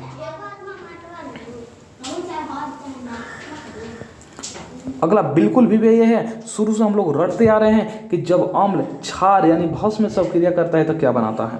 तो ये भविष्य के लिए याद कर लीजिए कि जब अम्ल क्षार से अभिक्रिया करता है तो लवण और जल बनाता है। फॉर एग्जाम्पल आप देख रहे हैं यहाँ उदाहरण के तरफ इधर क्षार है और ये आपका अम्ल है, अभिक्रिया किया तो लवण तथा जल बनाया। इधर देखिए इधर क्षार है, इधर अम्ल है, अभिक्रिया किया तो लवण तथा जल बनाया। तो अतः हम कह सकते हैं जब कभी अम्ल क्षार के साथ या भस्म के साथ अभिक्रिया करता है तो क्या बनाता है, लवण तथा जल बनाता है। यहाँ से आपका ऑब्जेक्टिव भी क्वेश्चन आता है कि जब अम्ल भस्म या क्षार के साथ अभिक्रिया करता है तो क्या बनाता है, तो याद करना है कि लवण तथा जल बनाता है। जब अम्ल, फिर से बता देते हैं, अम्ल क्षार के साथ अभिक्रिया करता है तो क्या बनाता है, लवण तथा जल बनाता है। उदाहरण जरूर याद करना है क्योंकि एग्जाम में उदाहरण सहित आपको जवाब देना पड़ता है। अगला क्वेश्चन है कि धातु के ऑक्साइड हम कैसे पहचानेंगे धातु का ऑक्साइड है। तो देखिए कैल्शियम यहाँ धातु है, O का मतलब ऑक्साइड है, तो धातु का ऑक्साइड हो गया। ये क्या करता है कि ध्यान दीजिए, सबसे पहले सीख लीजिए कि धातु के ऑक्साइड मूल रूप से क्या होते हैं, तो क्षारीय होते हैं यानी भस्म होते हैं। ऑब्जेक्टिव क्वेश्चन कई बार आया है कि धातु के ऑक्साइड मूलतः क्या होते हैं, तो याद रखिए धातु के ऑक्साइड मूलतः क्या होते हैं, क्षारीय होते हैं। वहीं अधातु का ऑक्साइड पूछेगा तो अम्लीय हो जाएगा। अ से अ मतलब अधातु में भी अ मिल रहा है और अम्ल में भी अ मिल रहा है। तो धातु के ऑक्साइड मूलतः क्षारीय होते हैं यानी भस्म होते हैं और अधातु के ऑक्साइड अम्लीय होते हैं। ये जब अम्ल के साथ अभिक्रिया करते हैं तो ये भी लवण तथा जल बनाते हैं। देख लीजिए जब धातु के ऑक्साइड अम्ल के साथ अभिक्रिया करते हैं तो क्या बनता है, लवण तथा जल बनता है। यहाँ एग्जाम्पल है, एग्जाम्पल को ध्यान से देखिए समझिए। जब धातु के ऑक्साइड यानी कैल्शियम कॉपर ऑक्साइड को HCl के साथ अभिक्रिया किया गया तो देखिए लवण तथा जल बन गया, अर्थात कॉपर क्लोराइड और जल बन गया। अगला एग्जाम्पल आप देख सकते हैं,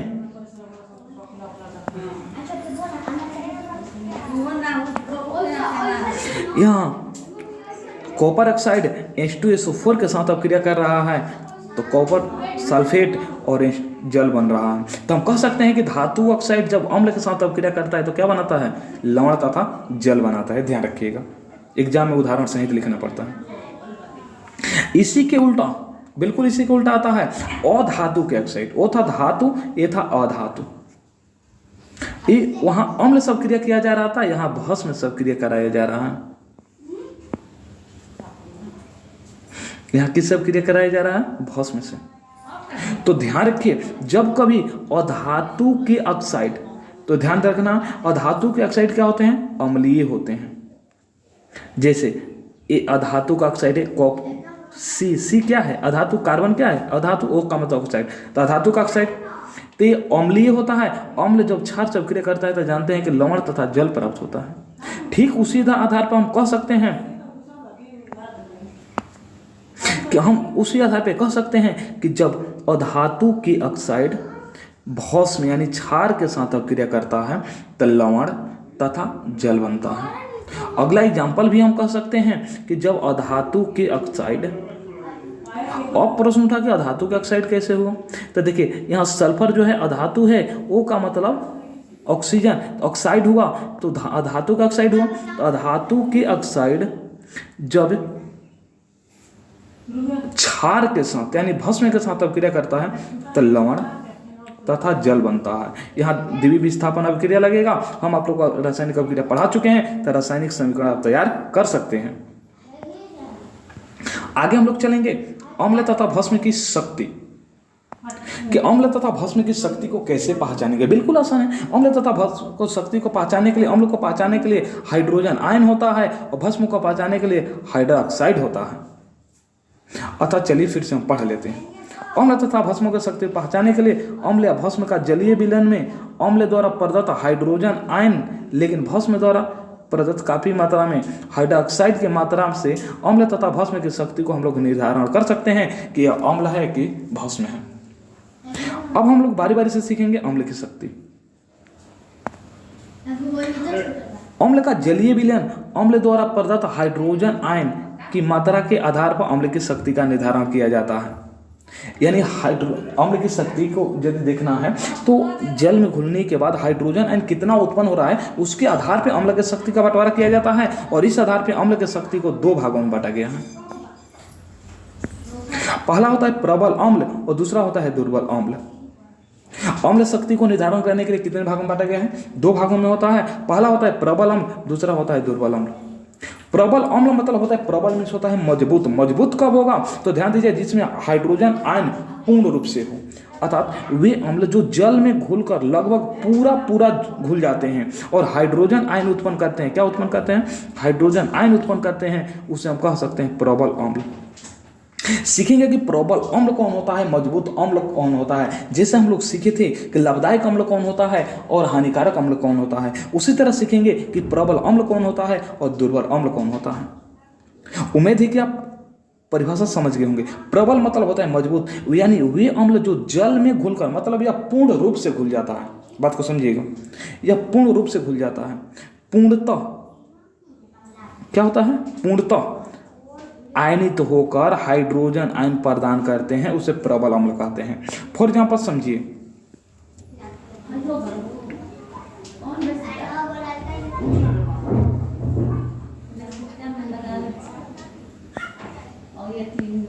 यहां आपका होगा हाइड्रोक्लोरिक अम्ल। हाइड्रोक्लोरिक अम्ल जो हम लोग का पेट में पाया जाता है, ये प्रबल अम्ल है, ध्यान रखिएगा। नाइट्रिक अम्ल जिससे हम लोग बारूद बनाते हैं, ये भी हमारा प्रबल अम्ल है। सल्फ्यूरिक अम्ल जो हम लोग का कार यानी बैटरी में मिलता है, ये भी प्रबल अम्ल है। यदि प्रबल अम्ल का एग्जाम्पल पूछे आप लोग को तो बताना होगा हाइड्रोक्लोरिक अम्ल जो हम लोग का पेट में मिलता है, नाइट्रिक अम्ल जो हम लोग को बारूद बनाते हैं, और सल्फ्यूरिक अम्ल जो हम लोग क्या करते हैं, बैटरी में पाया जाता है। अब प्रश्न उठा कि दुर्बल अम्ल क्या है।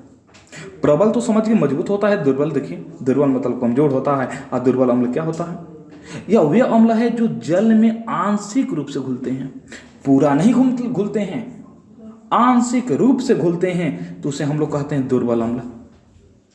घुलकर हाइड्रोजन आयन देते हैं तब उसे कहते हैं दुर्बल अम्ल। दुर्बल अम्ल कौन कौन सा है? तो एक है कार्बोक्सिलिक अम्ल,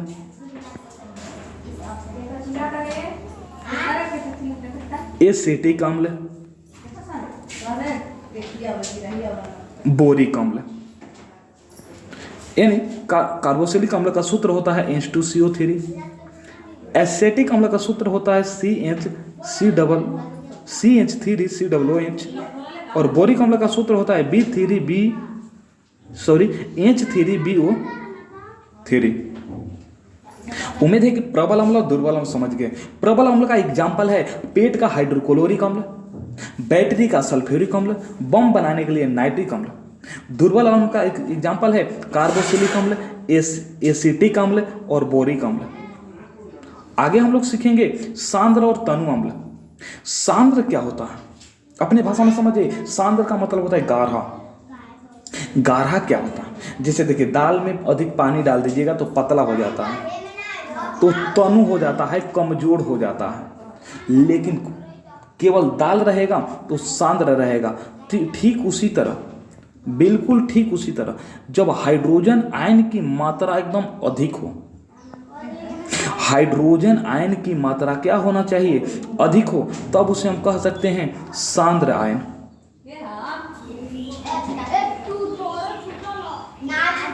हाइड्रोजन आयन की मात्रा अधिक हो तब हम कह सकते हैं सांद्र आयन, और हाइड्रोजन आयन की मात्रा कम हो तब उसे कहेंगे तनु अम्ल। यहां हम लोग सीखेंगे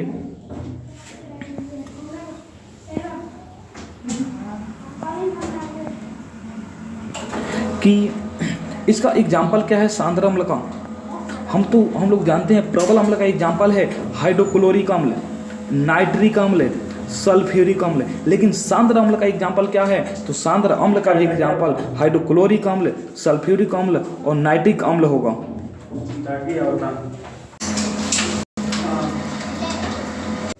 यहाँ चौथा एग्जाम्पल है आप लोगों का एसिटिक अम्ल। याद आप लोग का आसान से हो जाएगा। फिर से हम आप लोग को बता देते हैं कैसे याद करना है, ध्यान रखिएगा। प्रबल अम्ल पूछिएगा तो आपका हाइड्रोक्लोरिक अम्ल है, आप जानते हैं प्रबल मजबूत अम्ल है, सल्फ्यूरिक अम्ल मजबूत है, नाइट्रिक अम्ल मजबूत है। लेकिन आपसे सांद्र अम्ल पूछ दे तो उसमें एक शामिल कर लेना है एसिटिक अम्ल। एसिटिक अम्ल आप लोग को शामिल कर देना है किसमें? सांद्र अम्ल में। उम्मीद है कि आप समझ गए होंगे। सांद्र अम्ल का मतलब होता है कि जब विलयन में अम्ल की अधिक मात्रा उपस्थित हो तब उसे सांद्र अम्ल यानी सांद्र विलयन कहते हैं। आगे चलते हैं तनु अम्ल। तनु का मतलब होता है पतला। तनु अम्ल क्या होता है? जब विलयन में अम्ल की मात्रा अपेक्षाकृत कम हो तब उसे तनु अम्ल या तनु विलयन कहते हैं। बिल्कुल उसका उल्टा होता है। सांद्र विलयन में जल की मात्रा कम होती है, बिल्कुल सही है, उसमें अम्ल का मात्रा अधिक होना चाहिए, जल की मात्रा कम होती है। लेकिन तनु विलयन में जल की मात्रा अधिक होती है, अम्ल की मात्रा कम होती है, तभी तो तनु का कमजोर होगा। ये बात समझ गए होंगे। फिर से इस बात को समझ जाइए। सांद्र विलयन में जल की मात्रा कम होती है, कम से कम होती है। सांद्र मतलब गाढ़ा, गाढ़ा में पानी थोड़े ज्यादा रही, ऐसे समझिए। और तनु में पानी ज्यादा रही ना, तो अपेक्षाकृत पानी क्या होता है इसमें? अधिक होता है। चलिए आगे हम लोग भस्म की शक्ति पढ़ेंगे। भस्म की शक्ति कैसे हम लोग निर्धारित करते हैं? तो भस्म का जलीय विलयन में भस्म द्वारा प्रदत्त हाइड्रोक्साइड की मात्रा के आधार पर हम लोग भस्म की शक्ति को निर्धारित करते हैं। जिससे अम्ल की शक्ति कैसे निर्धारित करते हैं? तो जल में विलय हुए हाइड्रोजन के आयन की मात्रा के आधार पर हम लोग अम्ल की शक्ति निर्धारित करते हैं। ठीक उसी तरह भस्म की शक्ति कैसे निर्धारित करते हैं? तो भस्म के जलीय विलयन में भस्म द्वारा प्रदत्त हाइड्रोक्साइड आयन की मात्रा को उनकी भस्म की शक्ति निर्धारित करते हैं। इस तरह से भस्म शक्ति के आधार पर दो तरह का होता है। जैसे अम्ल में होता था उसी तरह भस्म में प्रबल अम्ल होता था, दुर्बल अम्ल होता था। ठीक उसी तरह प्रबल भस्म होगा, दुर्बल भस्म होगा। यदि आप एक समझ लेते हैं तो दूसरा अपने आप समझ में आ जाएगा। जैसे प्रबल अम्ल का मतलब होता है मजबूत अम्ल, लेकिन यहाँ हम लोग का भस्म सीखना है। हम लोग का क्या सीखना है? भस्म। और दुर्बल भस्म सीखना है। तो प्रबल भस्म क्या होता है? तो वे भस्म जो जल में घोलकर सर्वाधिक मात्रा में या पूर्ण रूप से घुल जाए, हाइड्रोक्साइड दे दे, तब उसे हम लोग प्रबल भस्म कहते हैं। जैसे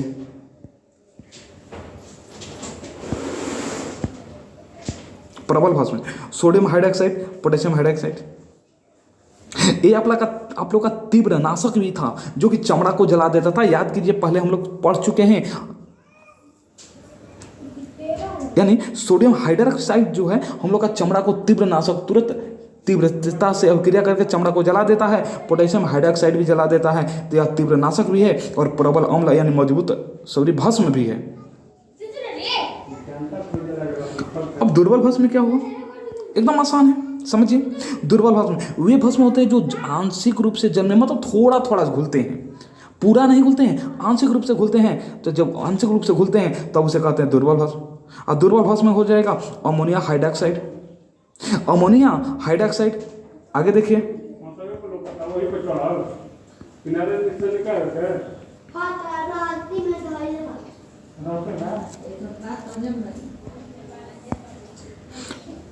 कैल्शियम हाइड्रोक्साइड होता है। अगला होता है मैग्नीशियम हाइड्रोक्साइड होता है। सूत्र याद रखिएगा कैल्शियम हाइड्रोक्साइड का CaOH का होल ट्वाइस है, मैग्नीशियम हाइड्रोक्साइड का MgOH2 होल ट्वाइस होता है। अब संख्या के आधार पर अम्ल तथा भस्म की शक्ति, बिल्कुल एकदम मस्त क्वेश्चन ये बोला है कि संख्या के आधार पर अम्ल तथा भस्म की शक्ति कैसे करेंगे, बिल्कुल एकदम जरूरी है कि संख्या के आधार पर कैसे होगा। देखिए, संख्या के आधार पर जानने के लिए हमें पीएच स्केल की जरूरत होती है, जिसे आप लोग पीएच मान बोलते हैं। जैसे संख्या के आधार पे अम्ल तथा भस्म की शक्ति कैसे जांचेंगे, तो किसी भी लेन में, विलेन कोई भी हो, किसी विलेन में अम्लीय, किसी विलेन में अम्लीय तथा क्षारीय कितने हाइड्रोजन आयन और कितने क्षारीय विलेन में हाइड्रोक्साइड आयन उपस्थित होता है। और इसकी जानकारी सर्वप्रथम 1909 ईस्वी में फ्रेंच वैज्ञानिक SPL सोरेंस ने एक स्केल विकसित किया, जिसे हम लोग क्या कहते हैं, पीएच स्केल कहते हैं। क्वेश्चन आता है कि पीएच स्केल का विकास किसने किया, तो आपको बताना है सोरेंस ने किया। कब किया था? 1909 में किया था। कहाँ के वैज्ञानिक थे? फ्रेंच के वैज्ञानिक थे।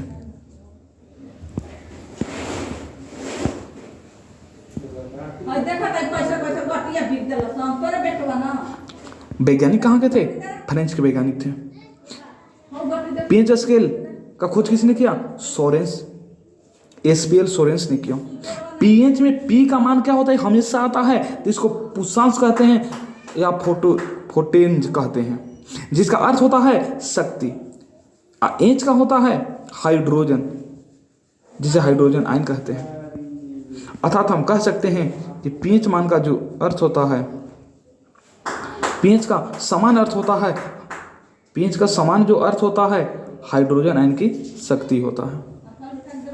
अब यहाँ से हम लोग आता है पीएच स्केल के यहाँ, बिल्कुल वही चीज़ें जो हम लोग पढ़े। तो 1909 में फ्रेंच वैज्ञानिक SPL सोरेंस ने एक स्केल का विकास किया, जिसे हम लोग पीएच स्केल कहते हैं। इस पीएच स्केल पे 0 से 14 तक अंक बीच अंकित रहता है। फॉर एग्जाम्पल समझिए, ये कोई पीएच स्केल है, ये 0 से शुरू होता है और कहाँ तक रहता है? 14 तक रहता है। 1 होता है, 2 होता है, डैश डैश समझिए, 13, उसके बाद 14, ऐसे होता है, 14 तक होता है। अब चलते हैं, देखते हैं अब 14 के मानों में क्या होता है। यदि पीएच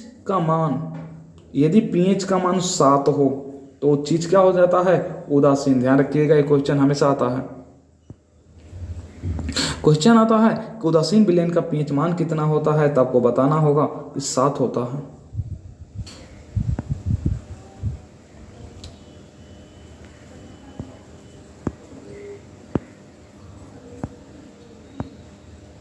उदासीन विलेन का पीएच मान कितना होता है? 7 होता है।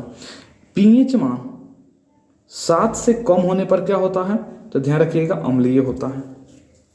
यदि 7 है तो उदासीन है, 7 से कम है तो अम्लीय है, बट 7 से अधिक आ जाए तब क्या होगा? क्षारीय होता है। 3 चीज होता है, ध्यान रखिएगा। अम्ल, क्षार, उदासीन, बीच में बिल्कुल साथ होता है। जैसे फॉर एग्जाम्पल समझिए, कोई यह पीएच स्केल है, इस पर 1 से 14 तक अंक अंकित किया गया है। 0 से 14 तक, बीच में 7 है। तो इधर जितना भी रहेगा इसको अम्ल कहेंगे, इधर जितना भी रहेगा इसको क्षार कहेंगे, और बीच में जो रहेगा उदासीन कहेंगे। क्या कहेंगे? उदासीन कहेंगे। ये बात समझ में आ गया होगा। फिर से बताइए, जिस विलयन का पीएच मान 7 हो उसे क्या कहते हैं? उदासीन कहते हैं। जिस विलयन का मान 7 से कम हो उसे क्या कहते हैं? अम्लीय कहते हैं। और जिस विलयन का मान, जिस पीएच मान 7 से अधिक है उसे क्या कहते हैं? क्षारीय कहते हैं। अच्छा, जो अम्ल पित्त होता है उसका पीएच मान कितना होता है? 1 होता है। नींबू का रस का पीएच मान कितना होता है? 2.5 होता है। याद करने वाला, एग्जाम में आता है। अम्ल पित्त का पीएच मान होता है 1, नींबू का पीएच मान होता है 2.5 और सिरका का पीएच मान होता है 3। टमाटर का रस का पीएच मान होता है 4.1 और अम्ल वर्षा का पीएच मान होता है 5.6। ध्यान रखिएगा, अम्ल वर्षा का पीएच मान हमेशा आता है 4.6।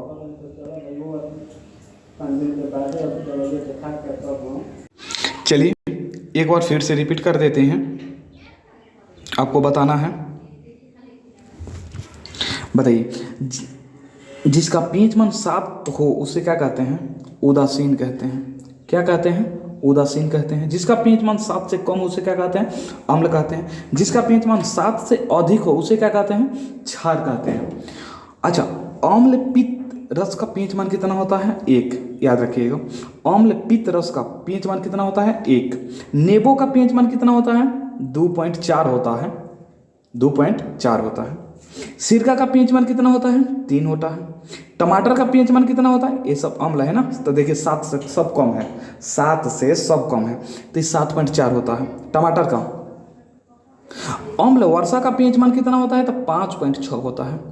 अम्ल वर्षा का पीएच मान कितना होता है? 5.6 होता है। आगे चलते हैं। आप लोग दूध पीते हैं, दूध का पीएच मान बताइए।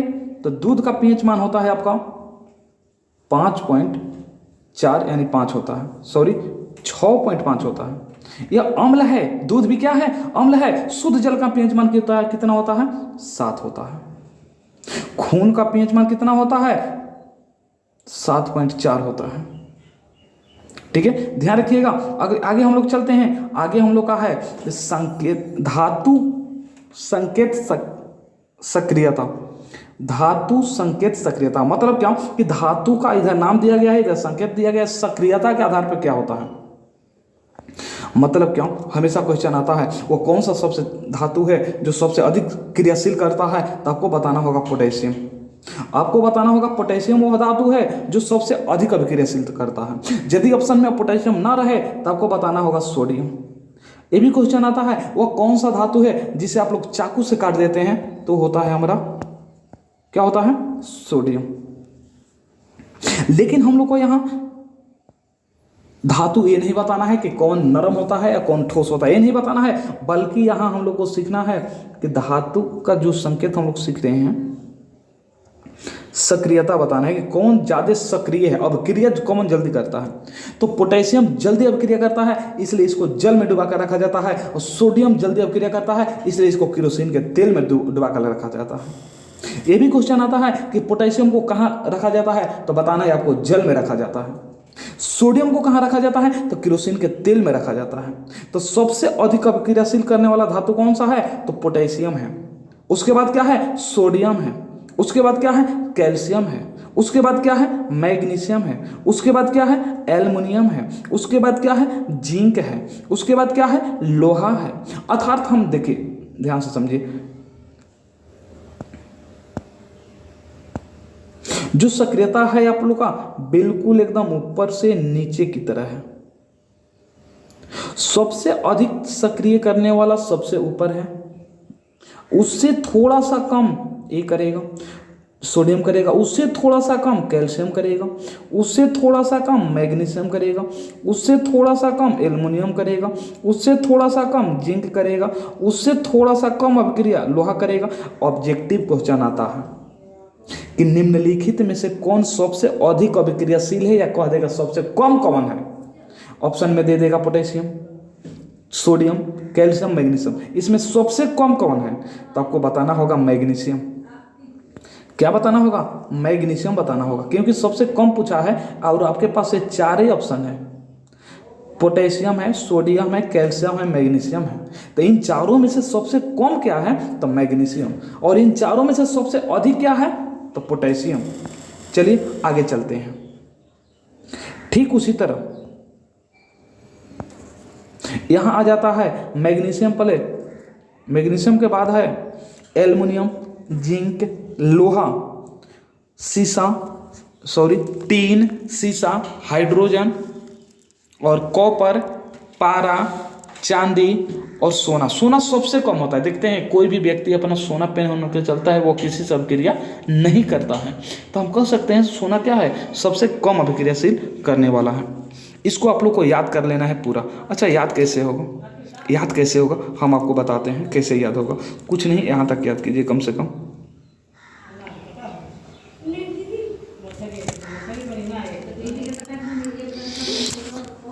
आपको इतना याद करना है जरूरी। कितना सर, इतना, देखिए इतना जरूरी याद करना। कैसे होगा, एकदम हो जाएगा। याद कीजिए, बोलिए। Potassium, sodium, calcium, magnesium, aluminium, zinc, लोहा, टीन, सीसा। तो सबसे अधिक कौन होगा, पोटेशियम होगा। उसके बाद कम क्या होगा, सोडियम होगा। उसके बाद क्या होगा, कैल्शियम होगा। उसके बाद क्या होगा, मैग्नीशियम होगा। उसके बाद क्या होगा, एल्युमिनियम होगा। उसके बाद क्या होगा, जिंक होगा। उसके बाद क्या होगा, लोहा होगा। और लोहा से छोटा टीन, और टीन से छोटा सीसा। सीसा बहुत कम अभिक्रिया करता है। और उसके बाद आ जाता है हाइड्रोजन, कॉपर, Hg, Ag और Au। चलिए आप लोग को PDF ले लीजिएगा, नोट्स ले लीजिएगा, उसको याद कर लीजिएगा। चलिए हम आगे चलते हैं। यहाँ आप लोग को केवल 2 चीज़ याद करना है, 2 चीज़ नहीं बल्कि ऐसे तत्वों का, जितना हम बताए हैं कि तत्वों का नाम याद करना है, उतना तत्वों का नाम याद करना है, ठीक है। और यहाँ पूछता है कि सबसे अधिक क्या है, तो आपको बताना है पोटेशियम। सबसे अधिक क्या है, पोटेशियम, ठीक है। और ऑप्शन के अनुसार देखा जाए जो कम है उसके बताना है, जैसे हम आपको एग्जाम्पल देकर पूछे थे। चलिए आगे चलते हैं।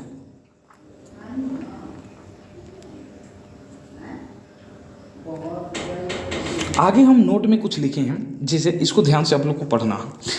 लिखे हैं कि दही एवं खट्टे पदार्थ में अम्ल मिलता है। हर कोई जानता है खट्टे पदार्थ में क्या मिलता है, अम्ल मिलता है। दही में क्या है, अम्ल है। खट्टे पदार्थ में क्या है, अम्ल है। आगे है धातु से अभिक्रिया करके। अच्छा, कोई अम्ल धातु से अभिक्रिया करेगा तो लवण और हाइड्रोजन गैस बनाता है। तो हम शुरू में हम लोग पढ़ते आ रहे हैं, धातु से अभिक्रिया करके लवण तथा हाइड्रोजन गैस बनाता है।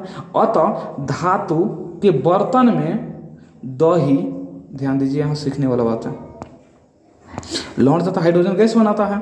अतः धातु के बर्तन जैसे तांबा हो, पीतल हो, में दही या खट्टे पदार्थ को नहीं रखा जाता है, क्योंकि यह पदार्थ विषैला हो जाता है। अब क्रिया करके क्या बना लेता है, विषैला, जहर बना लेता है, और यह खाने लायक नहीं होता है। यदि आप इसे खाते हैं तो पूरा एकदम स्वर्गवास में चले जाइएगा।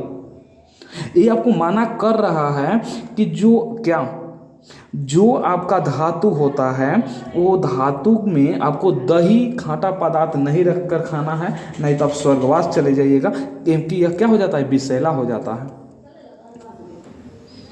ठीक है। तो तांबा और पीतल के बने हुए बर्तन में दही नहीं रखा जाता है, क्योंकि वह विषैले हो जाते हैं, जहर उत्पन्न हो जाता है, उसको खाने योग्य नहीं होता है। चलिए यहाँ है सबसे अधिक अभिक्रियाशील तत्व क्या है, अभी तुरंत पूछे थे, पोटेशियम है। और सबसे कम सक्रिय क्या होता है, सीसा। यह किसी से सक्रिय जल्दी नहीं करता है, इससे सबसे कम देखा जाए तो सीसा होता है। और सबसे अधिक क्या होता है, पोटेशियम। पोटेशियम के बाद क्या होता है, सोडियम।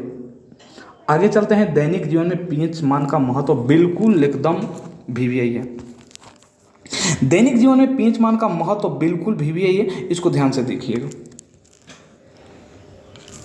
तो हम यहाँ कह सकते हैं कि हमारे दैनिक जीवन में पीएच मान का महत्व बिल्कुल एकदम भूमिका निभाती है। जैसे पेट में पाए जाने वाले आंत में एक भूमिका होती है, जैसे HCl पाया जाता है ना। मुंह का पीएच मान परिवर्तन से दांत क्षय हो जाता है। पेड़ पौधे एवं विभिन्न प्रकार के जीवों के लिए भी पीएच का बनना रहना आवश्यक होता है। आगे चलते हैं। पाचन तंत्र में पीएच का महत्व क्या है? बिल्कुल महत्वपूर्ण भूमिका निभाता है। हमारे पेट में हाइड्रोक्लोरिक अम्ल बनते हैं जो हमारे भोजन को पचने में क्या होता है? सहायक होता है। हमारे पेट में हाइड्रोक्लोरिक अम्ल बनता है जो हमारे भोजन को पचने में क्या करता है? सहायक होता है। और इसका पीएच मान लगभग 1 होता है जो अम्लपित होता है, 1 होता है। इससे पेट में कोई नुकसान नहीं होता है, किंतु अपचन के कारण यानी गैस बनाने के कारण जब पेट में अम्ल की मात्रा निश्चित रूप से सीमा से ऊपर हो जाती है तो पेट में क्या बना लेता है? तो गैस बना लेता है और जलन होने लगती है। ये चीज़ पहले हम लोग पढ़ चुके हैं और ये अपने से समझने लायक भी है। अतः हम कह सकते हैं बढ़े हुए अम्लों को प्रभाव को रोकने के लिए, नष्ट करने के लिए हल्का भस्म का इस्तेमाल करना पड़ता है जिसे एटासिड कहते हैं। एटासिड में सोडियम कार्बोनेट और मैग्नीशियम हाइड्रोक्साइड होता है। अगला है पीएच परिवर्तन पर दांतों का प्रभाव। दांत जैसे छोटे छोटे बच्चों को गिरने लगता है ना, तो अम्ल के कारण यदि पीएच मान यदि उदासीन हो तो हमारे शरीर में कोई नुकसान नहीं होगा, यदि कम हो तब पर भी नुकसान और अधिक होगा तब पर भी नुकसान।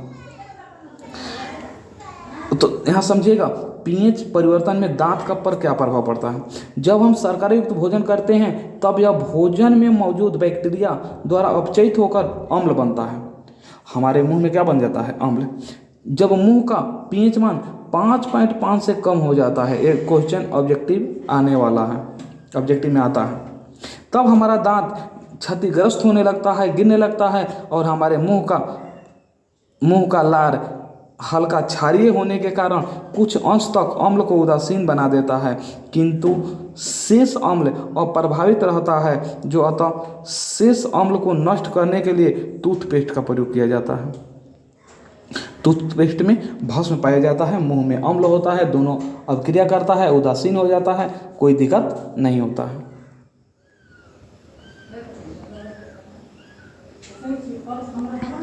हाँ, नीम के दतवन से भी दांत साफ किया जाता है क्योंकि उसमें भस्म होता है। अगला क्वेश्चन बहुत VVI है, कई बार एग्जाम में आ चुका है कि थकान किस समय शरीर में मांसपेशियां अम्ल की उत्पत्ति। तो देखिए, शारीरिक परिश्रम करने से लैक्टिक अम्ल बनता है।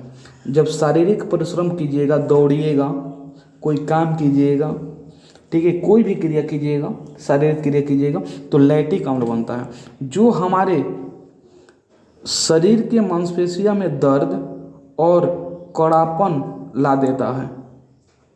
इसे अवस्था में मांसपेशियों में ऑक्सीजन की आपूर्ति कम हो जाती है, जिससे ऊर्जा का उत्सर्जन कठिन हो जाता है, जिसके फलस्वरूप लैक्टिक अम्ल बन जाता है। और लैक्टिक अम्ल बनने के कारण ही हमारे पैर में दर्द होने लगता है, ध्यान रखिएगा। अम्ल के प्रयोग से बर्तनों के धब्बा को दूर करना। हाँ, मतलब क्या कि बर्तन को साफ करना है तो अम्ल का प्रयोग करके आप कर सकते हैं। जैसे कॉपर के बर्तनों पर भास्मिक कॉपर ऑक्साइड की परत जम जाती है, ध्यान रखिएगा, कॉपर के बर्तन पे भास्मिक कॉपर ऑक्साइड की परत जम जाती है। जमने के कारण चमक उसका जो था चमक खत्म हो जाती है, बदरंग हो जाती है। चूँकि यदि हम उस पर नेबुल रगड़ दें, नेबुल बर्तन को साफ कर दें तो हमारा बर्तन क्या हो जाता है? साफ हो जाता है। अतः साइट्रिक अम्ल रहता है, अतः बर्तन के सतह पर नींबू के टुकड़े को लगड़ाने से बर्तन में चमक आ जाती है, क्योंकि नींबू में उपस्थित साइट्रिक अम्ल भास्मिक कॉपर ऑक्साइड को अपक्रिया करके सिट्रेट बना देता है, जो जल के साथ बाहर निकल जाता है। यही चीज़ है। अगला चीज़ हम लोग को मिलेगा मिट्टी का पीएच मान। मिट्टी का भी पीएच मान रहना जरूरी है, तभी अच्छे फसल उत्पन्न होते हैं। यदि मिट्टी का पीएच मान नहीं बना रहेगा तो फसल उत्पन्न अच्छा नहीं होगा। तो मिट्टी का पीएच मान आसपास रहने और अधिकांश पौधों की वृद्धि संतोषजनक ढंग से होती है। मिट्टी का अत्यधिक अम्लीय तथा क्षारीय होने पर पौधे में वृद्धि बाधित हो जाती है और मिट्टी के अत्यधिक अम्लीय रहने पर उसे काली चूना, यदि अम्ल हो उसमें मिट्टी में, यदि मिट्टी में अम्ल है तो काली चूना, भखरा चूना या कैल्शियम कार्बोनेट डाल के उसको क्या किया जाता है, मिट्टी की अम्लीयता को दूर किया जाता है।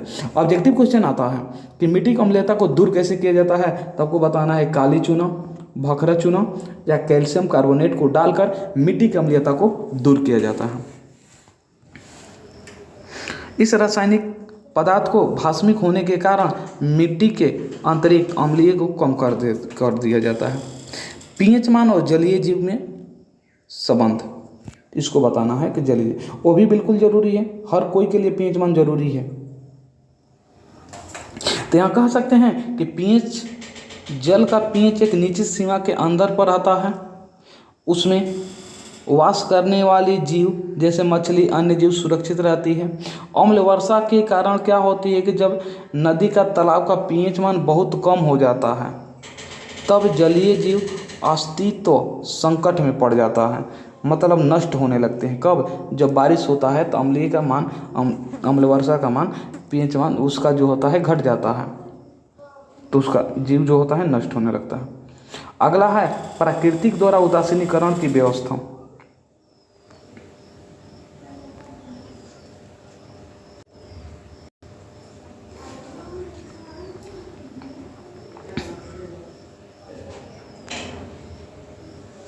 यहाँ हम लोग सीखेंगे प्राकृतिक द्वारा उदासीनीकरण की व्यवस्था। नेटल कई स्थानीय नामों से जाना जाता है। कौन? नेटल। नेटल जो है कई स्थानीय नामों से जाना जाता है, अर्थात बिछुती, उर्कुसी आदि के नाम से जाना जाता है। नेटल एक झाड़ी में उगने वाला पौधा है, ध्यान रखिएगा। नेटल क्या है? एक झाड़ी में उगने वाला पौधा है। इनके पत्ती में डसने वाली रुएं होते हैं नेटल में, जिनकी अचानक छू जाने से चमड़े खुजली हो जाती है। कुछ ऐसे भी पौधे होते हैं जिसको छूने से अचानक शरीर में खुजली उत्पन्न होने लगते हैं। ठीक उसी तरह नेटल है। यह खुजली रुएं द्वारा मेथनोइक अम्ल किस में मिलता है? मेथनोइक अम्ल आप लोग जानते हैं, चिट्टी में। चिट्टी में फॉर्मिक अम्ल पाया जाता है। किस सरवाह से इस खुजली का उपचार किया जाता है? जब आप में अम्ल की मात्रा बढ़ जाए तो क्षार लीजिएगा, और क्षार का मात्रा बढ़ जाए तो अम्ल लीजिएगा।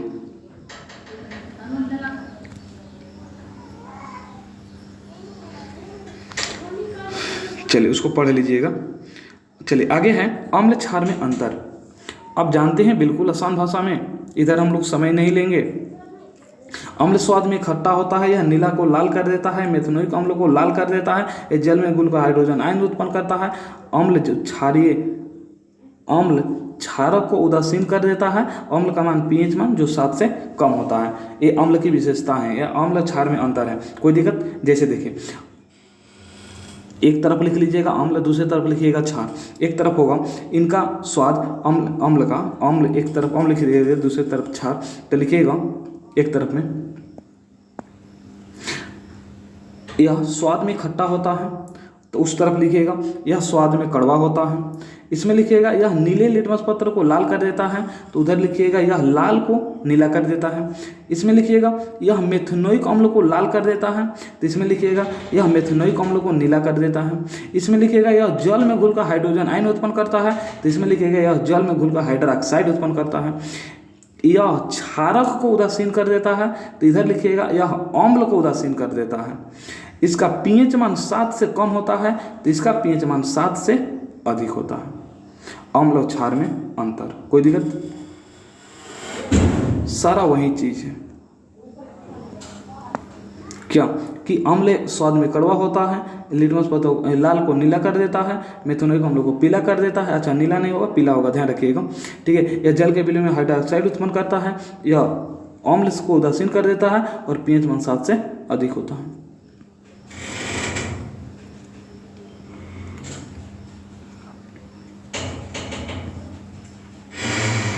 अब थोड़ा सा है कि क्षारक और क्षार में अंतर। क्षारक और क्षार में अंतर देखिए। क्षारक, सभी क्षारक जल में विलय नहीं होते हैं। लेकिन सभी क्षार जल में विलय होते हैं, यही अंतर है। सभी क्षारक जल में विलय नहीं होते हैं, लेकिन सभी क्षार जल में विलय होते हैं। समझ में आया? सभी क्षारक जल में विलय नहीं होते हैं, लेकिन सभी क्षार जल में विलय होते हैं। सभी क्षारक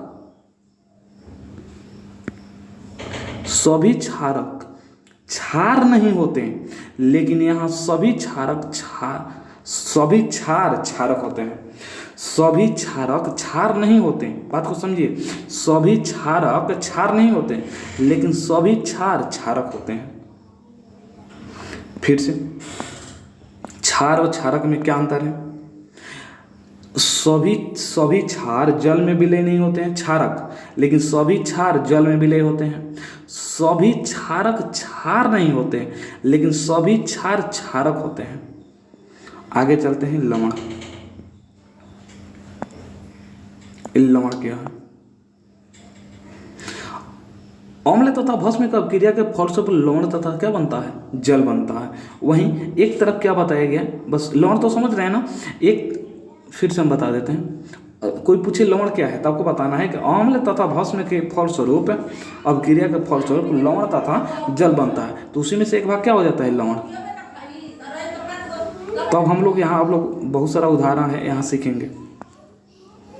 यहाँ देख रहे हैं आप, ये आपका क्षार है और ये आपका अम्ल है। जब अभिक्रिया करेगा तो ये आपका लवण बन जाएगा। क्या बन जाएगा? लवण बन जाएगा। देखिए, यहाँ क्षार है, ये आपका अम्ल है, अभिक्रिया किया लवण बना लिया। क्षार है, अम्ल है, अभिक्रिया किया लवण बना लिया। क्षार है, अम्ल है, अभिक्रिया किया लवण और जल बना लिया। क्योंकि हमें जल थोड़ी पढ़ना है, हमें तो पढ़ना है लवण, इसलिए लवण को हम लोग देख रहे हैं। बहुत सारे एग्जाम्पल दिए हैं, इसको देखकर आप समझ सकते हैं। यहाँ क्षार है, ये अम्ल है,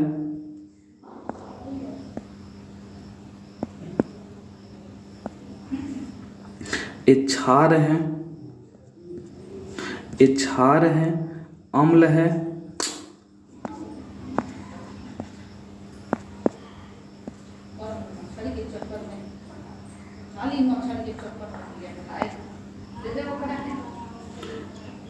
ये अम्ल क्षार है, ये अम्ल है। सॉरी, क्या हो गया जी? अच्छा, अब नहीं होगा। देखिए, ये आपका क्षार है, ये आपका क्षार है, ये अम्ल है, अब क्रिया किया क्या बना लिया? लवण तथा जल। जल गायब है क्योंकि हमें अम्ल पढ़ना है। ये क्षार है, OH है, और ये अम्ल है, हाइड्रोजन, अम्ल में H रहता है, तो ये लवण तथा जल बना लिया। ये क्षार है, ये अम्ल है, ये लवण बना लिया। ये क्षार है, अम्ल है, ये लवण बना लिया। ये क्षार है, अम्ल है, ये लवण बना लिया। समझ गए? चलिए आगे चलते हैं।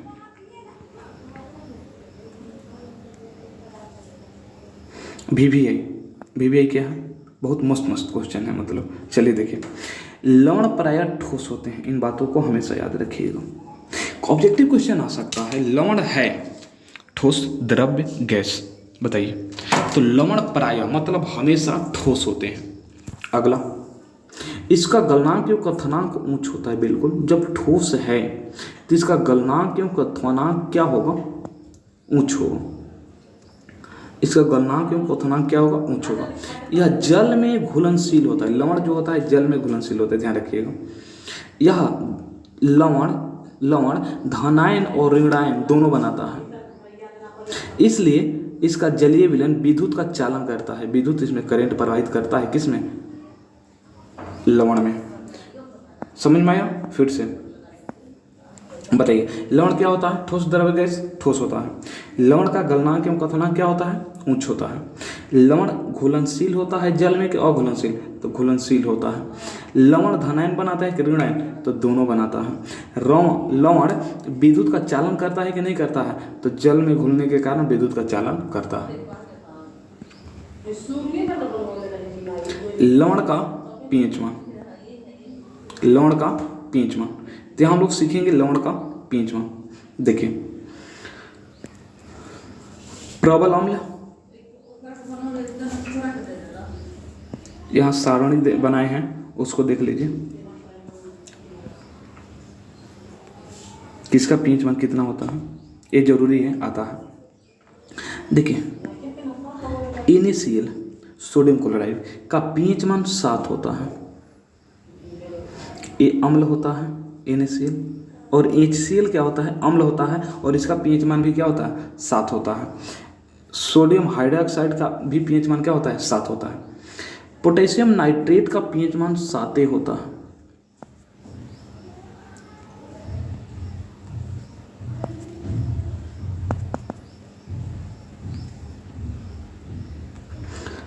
और HNO3 का भी पीएच मान 7 होता है, KOH का भी पीएच मान 7 होता है।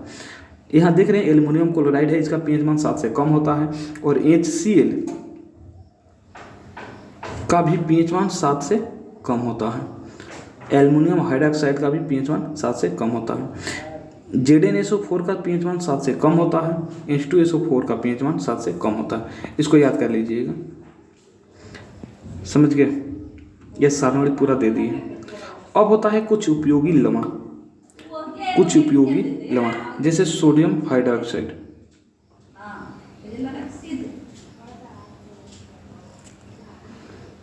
इसको आप लोग पढ़ लीजिएगा, ठीक है।